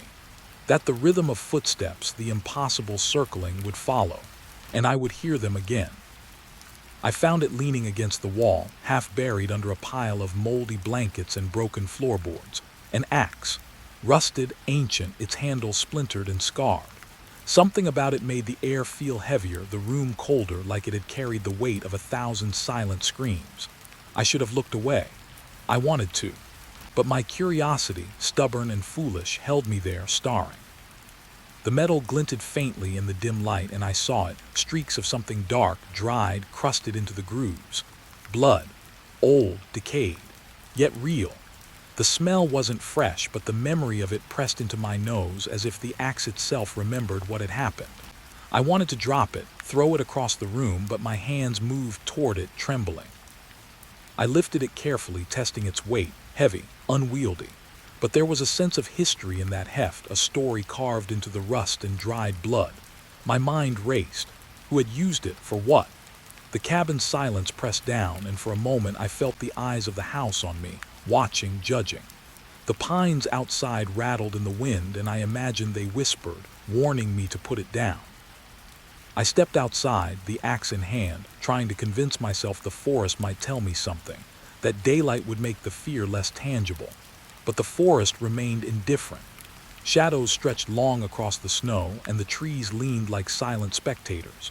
My reflection caught in a nearby window. I looked monstrous, gaunt, haunted. The axe felt heavier than before, as if it knew I feared it, feeding off that fear. I circled the cabin, careful not to trip over roots or frost. Every step made a crunching sound that seemed deafening in the quiet. And then I noticed something, marks in the dirt, faint but deliberate. Not recent, but unmistakably deliberate. Drag marks. Something or someone had moved this axe before. Somewhere long ago, the forest had swallowed a scream. I sank to my knees to trace the tracks, and my hands trembled uncontrollably. They ended abruptly near a pile of rocks, as though whatever had been here had vanished into nothing. I stood and looked up at the cabin. Windows stared back like blind eyes. The front door hung slightly ajar, creaking with the wind. The axe in my hand throbbed in my palm, heavy and accusing. That night I could not sleep. I placed the axe by my bed, against the wall, trying to convince myself it was safer there. But every creak in the floor, every whisper of wind, felt amplified, as if the cabin had become attuned to the axe, to me, to the fear that now clung to my bones. At some point, I felt the need to check it, as though it might vanish if I didn't keep an eye on it. Hours passed, or maybe minutes, I could not tell. The shadows shifted, impossibly long, curling around the corners of the room. And then I heard it, a scrape, faint, deliberate, coming from the far corner. My heart leapt into my throat. Slowly I raised the axe, hands shaking. The sound stopped, silence, and then a faint drip. From the ceiling, no, the wall. A thin line of rust-colored liquid traced down the plaster, glinting in the dim moonlight. I followed it with my eyes, tracing it to a cupboard. I opened it. Nothing.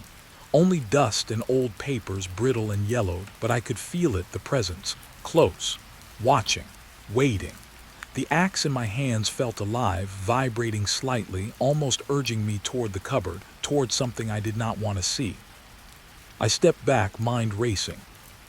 The air seemed thicker, heavy with the weight of unspoken violence. The cabin itself felt predatory now, walls leaning inward, the floorboards groaning under invisible weight. I knew I was not alone. I had never felt the cabin like this before, even when I heard the footsteps outside. This was different. This was past, history pressing forward into the present. The axe felt colder, heavier still. I examined the dried blood again, tracing it with a fingertip.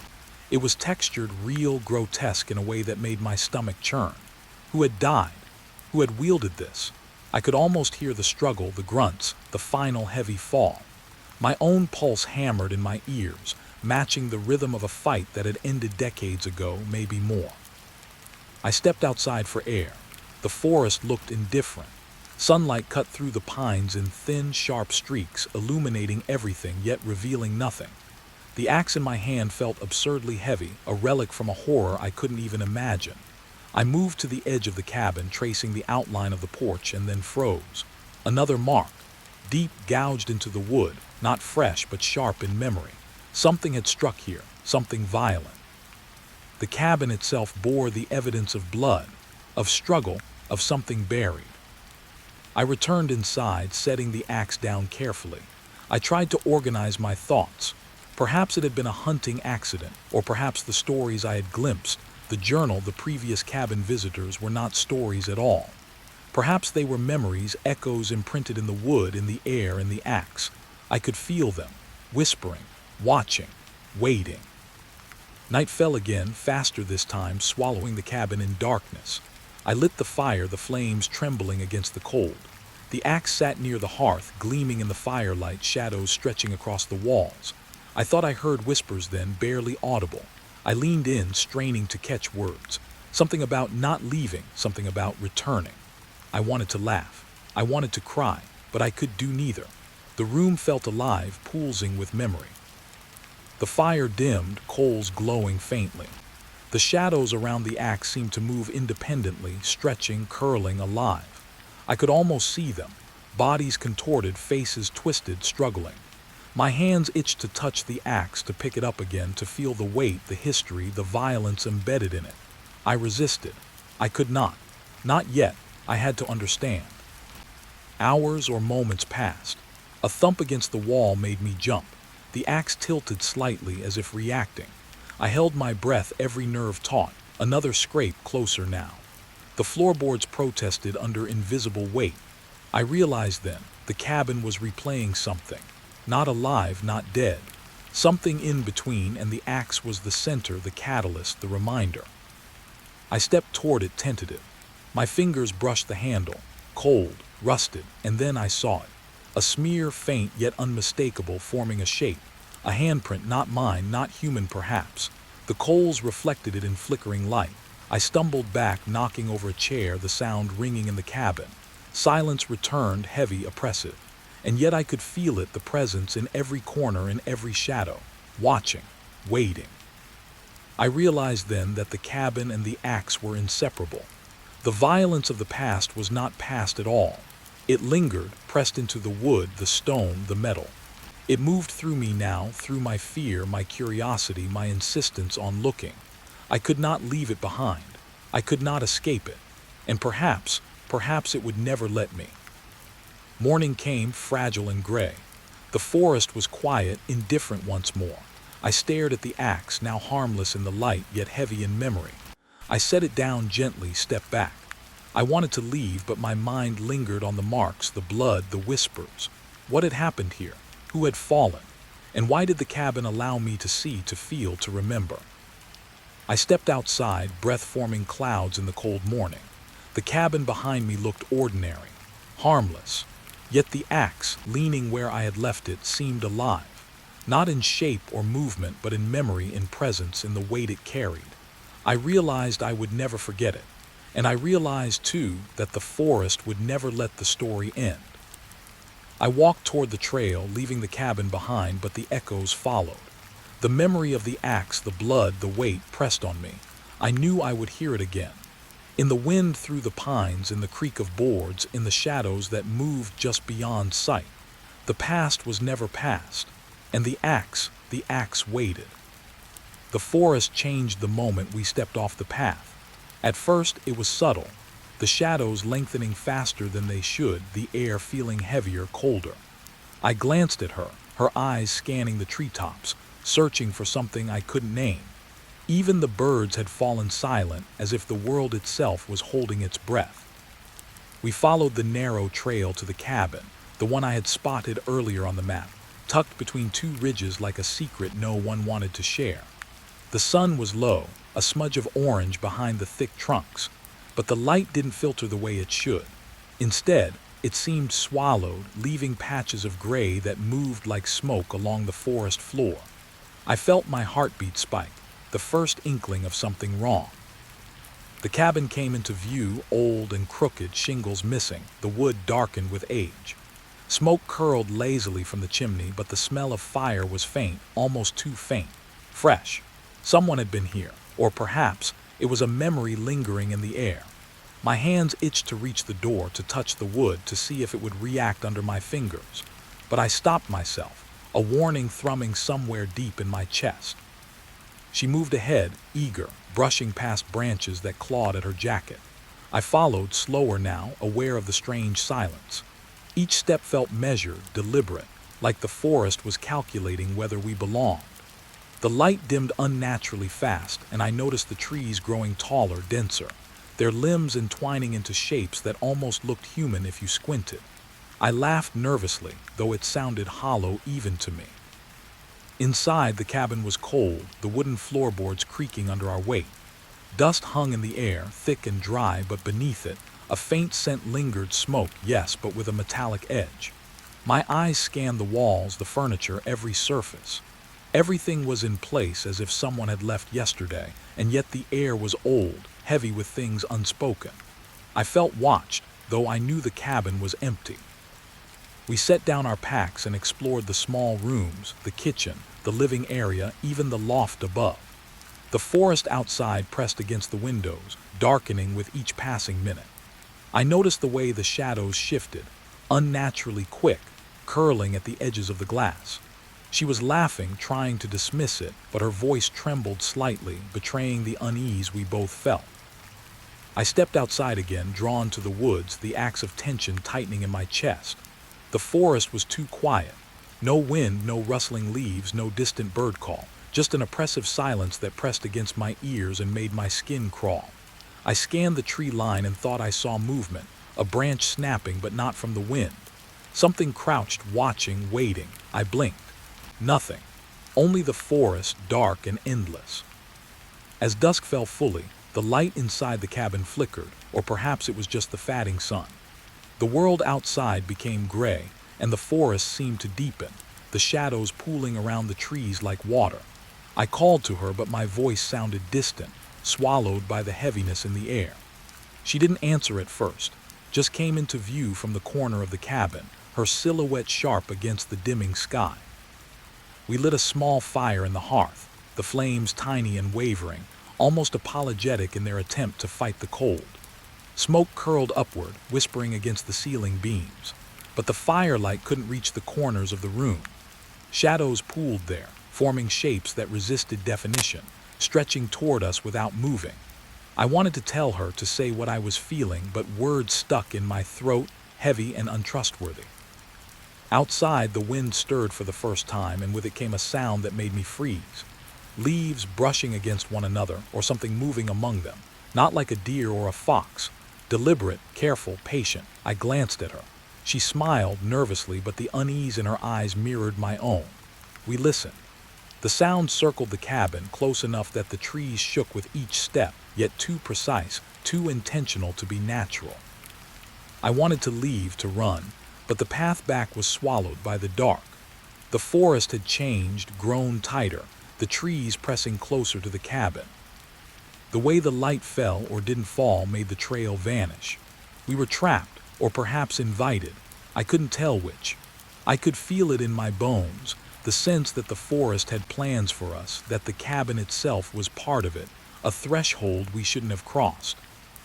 Inside, the shadows seemed to grow heavier as the fire dimmed. They reached across the walls, stretching, twisting.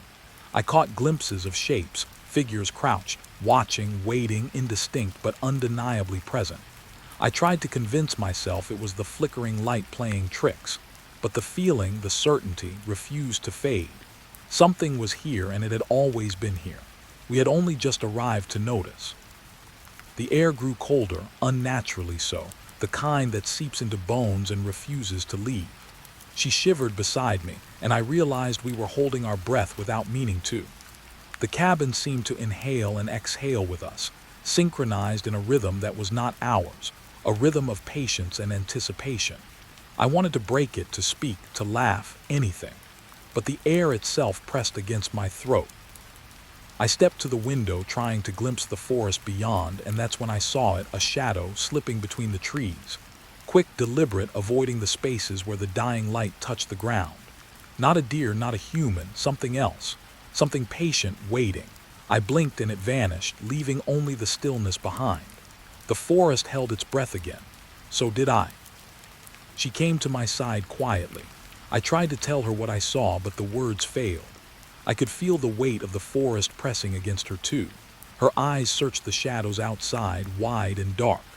And then for the first time we both noticed the smell, sharp, metallic under the smoke. Not blood exactly, not fresh, but the hint of something wrong. Something past. Something that had seeped into the trees and the cabin itself. The fire sputtered again, tiny sparks rising like lost fireflies, and with each flicker the shadows seemed to shift. Shapes coiled, uncoiling, retreating, advancing. I realized I could not look away. I did not want to. The forest was alive, breathing, watching, judging. The cabin was alive in its own way, a vessel for the dark memory of what had happened here, or what always happens here. Night fully embraced the cabin. We lit candles one by one, their weak light unable to reach the corners of the room. Each shadow stretched and recoiled with the flames. I could hear whispers almost beneath the creak of the floorboards, beneath the sighing of the wind through the trees. Words indistinct, promises or warnings. I could not tell. I only knew they were there, and they were meant for us. I wanted to leave. I wanted to run into the dark, even if it meant losing the path, losing the way back. But the forest was patient, and it would not let us go.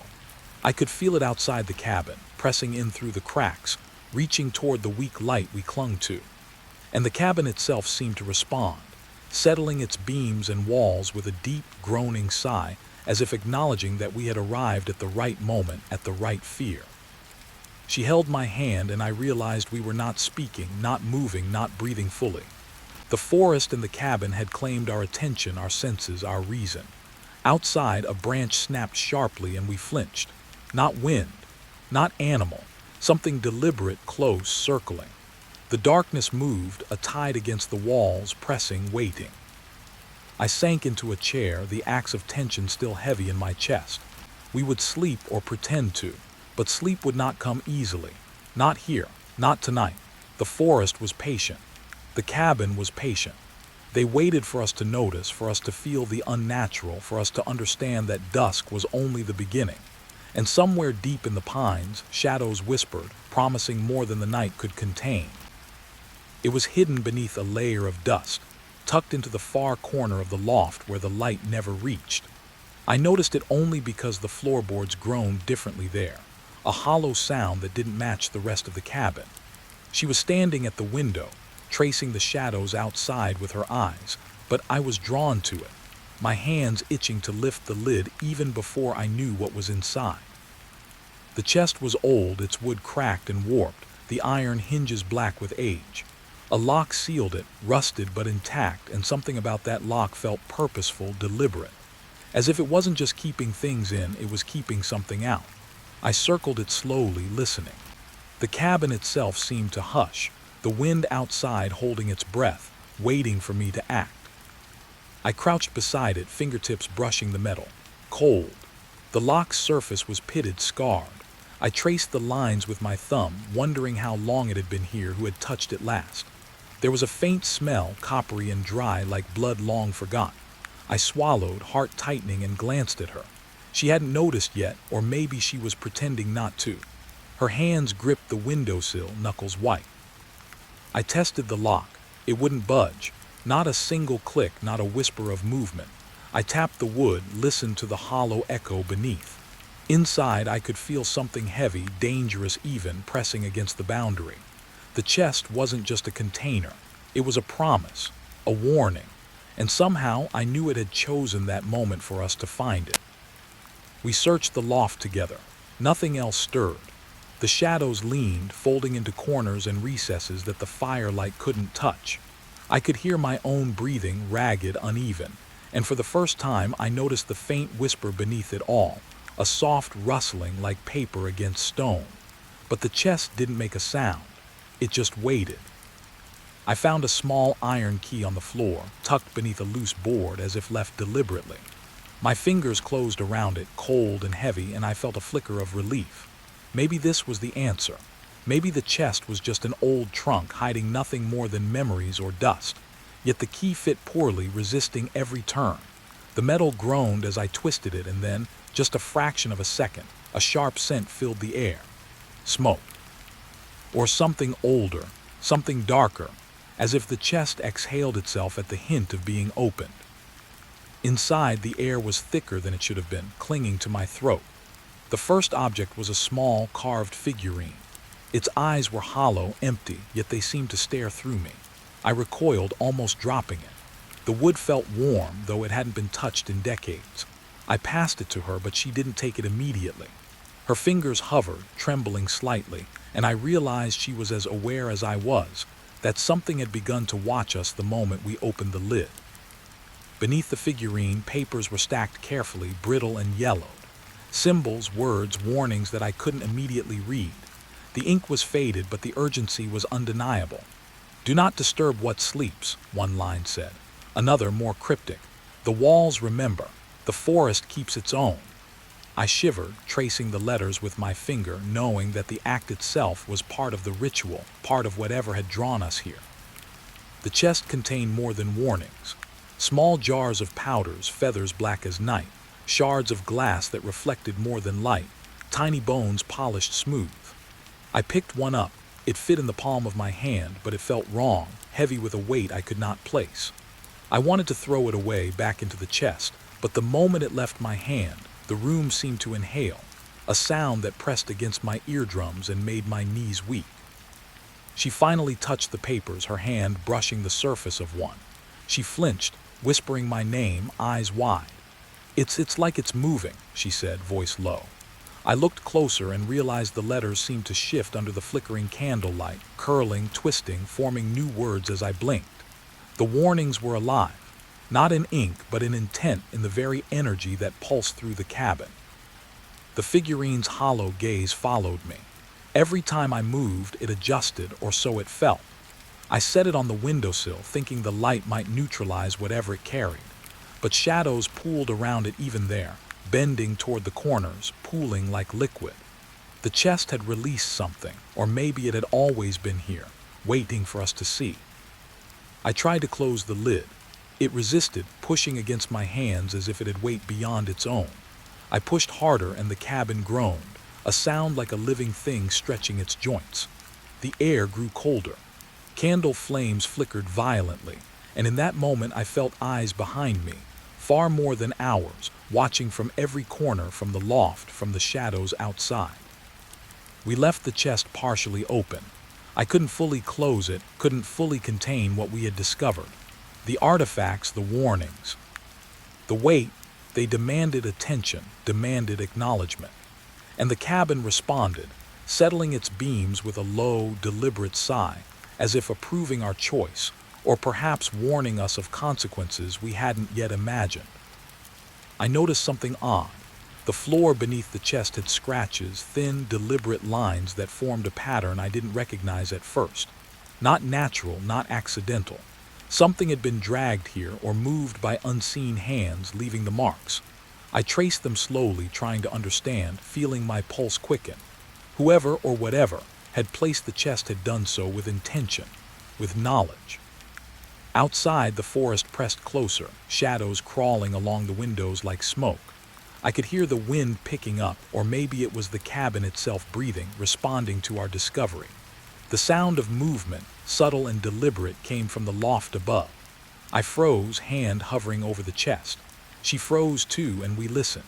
Nothing human, nothing natural, but the presence was undeniable. I picked up another artifact, a small vial filled with dark liquid, almost black. It smelled of earth, of rot, of something buried long ago.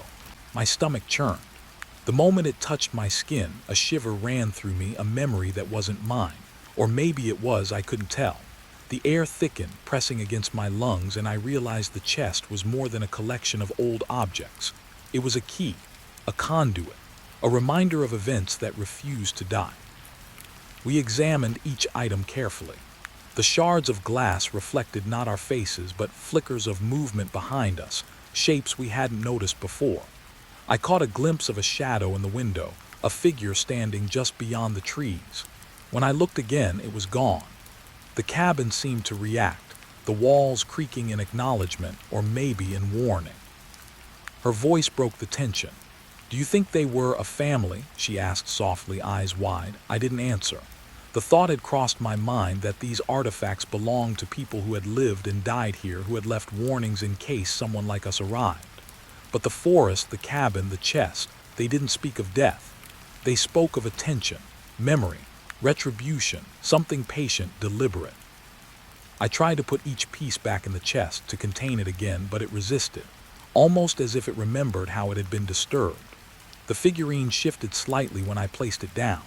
The papers rustled, though there was no breeze. The vials and jars hummed faintly, a sound below perception, vibrating through the floorboards into my feet. I realized the chest was alive in its own way, tethered to something older, something that had watched centuries pass. Night fell fully while we sat there, the candlelight dimming in response. Shadows pressed close, indistinct, forming angles and shapes my mind wanted desperately to name. The chest seemed to pulse in the center of the room, demanding, waiting. I felt the weight of what we had found pressing down on me, heavy and immovable, yet I couldn't tear myself away. We had opened the door, and the door refused to close. I wondered briefly what would happen if we left the cabin. If we walked away, would the chest remain asleep? Or had our presence awakened it fully? The thought made my stomach twist. There was a sense of inevitability that no matter what we did, the chest had claimed us in some way. We were part of its story now, woven into the warnings, the artifacts, the silence. She reached for my hand again, and I felt a fleeting comfort, human warmth against the coldness that filled the room. Yet even as we held on, I could sense the shadows moving differently, more sharply, more deliberately. The cabin was watching us adjust, nodding our fear, calculating. The chest had opened a door, and though we had glimpsed only a fraction, the world beyond it was already pressing in. I traced the symbols on the papers once more, hopping to find meaning, something that would make sense of what we had uncovered. But the letters shifted under the candlelight, forming warnings I hadn't noticed before. Lines that spoke not only to the past but to our immediate presence. The chest was not history. It was instruction.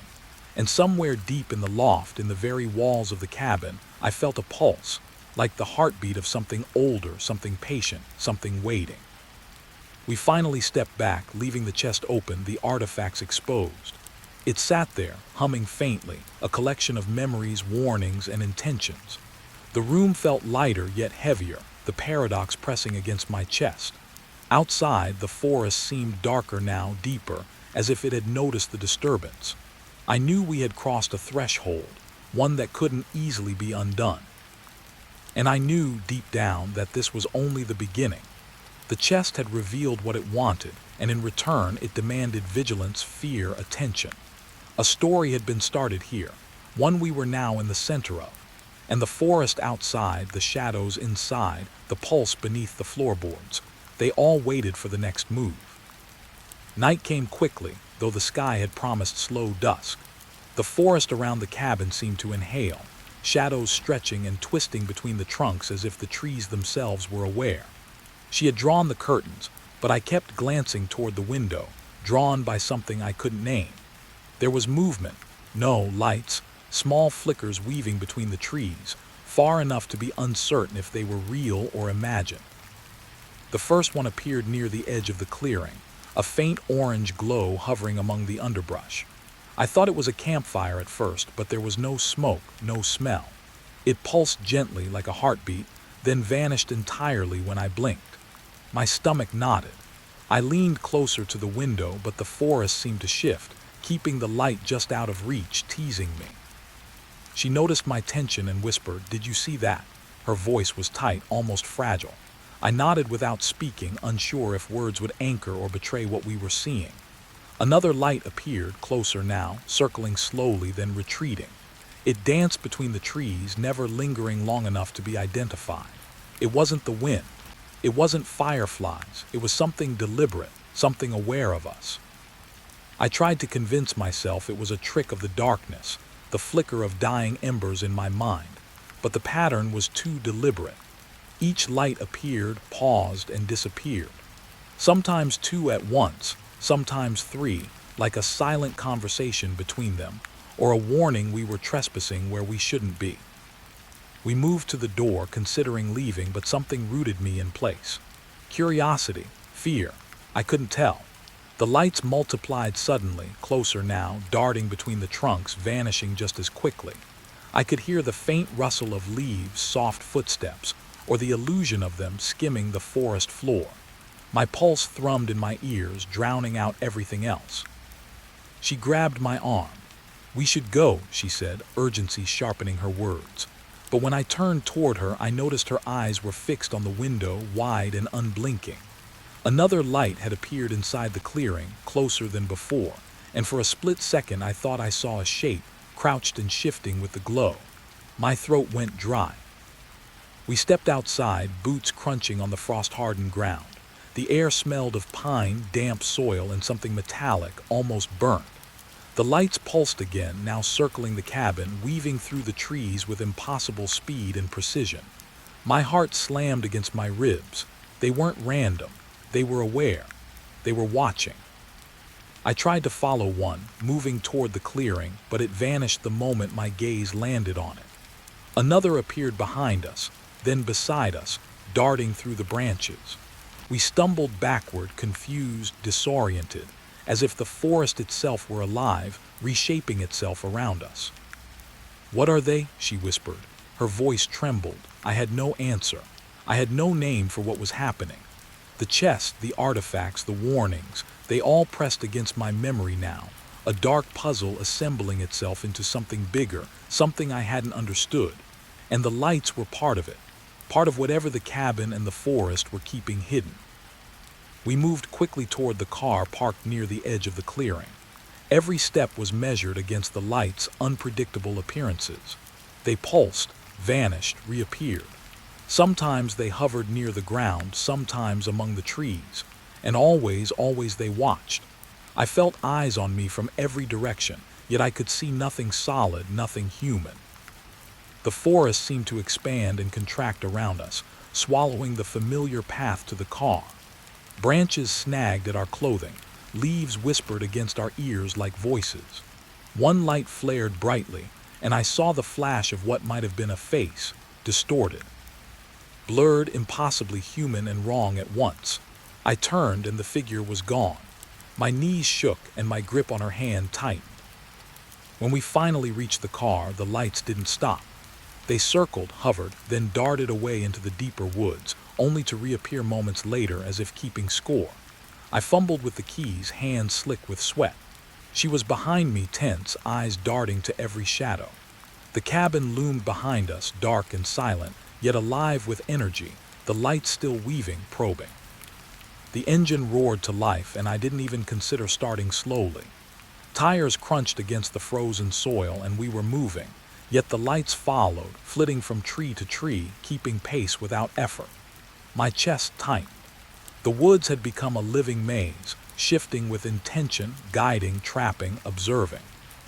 She whispered my name again, and I looked to her, frightened, trying to convey some reassurance I didn't feel.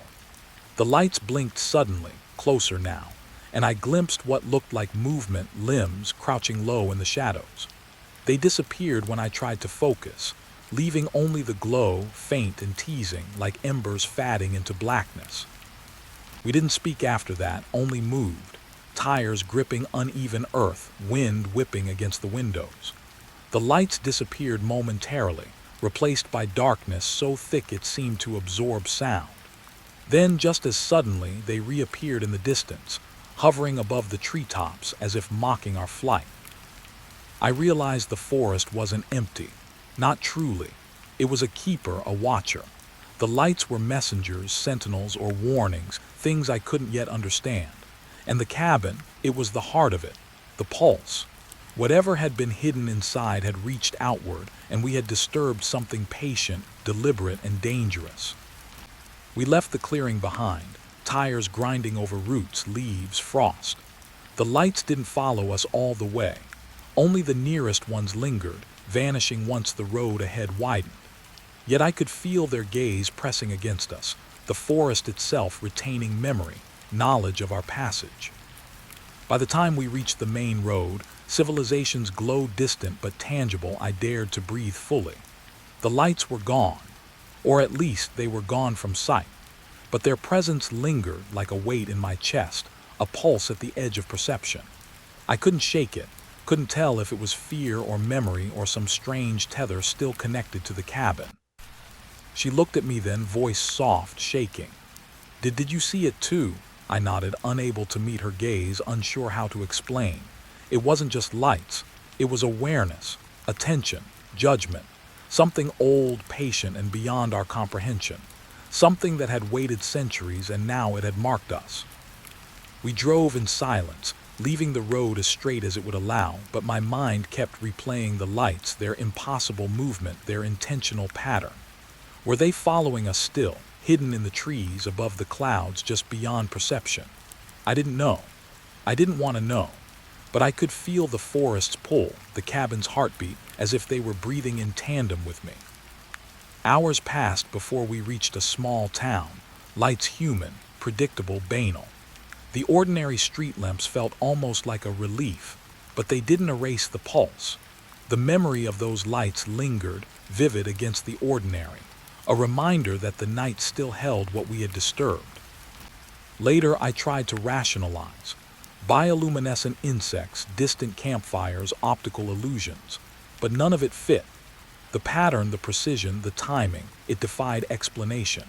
And the memory of that figure, the blurred, human-like shape, pressed against the edge of my mind, refusing dismissal. I knew we couldn't return. Not yet.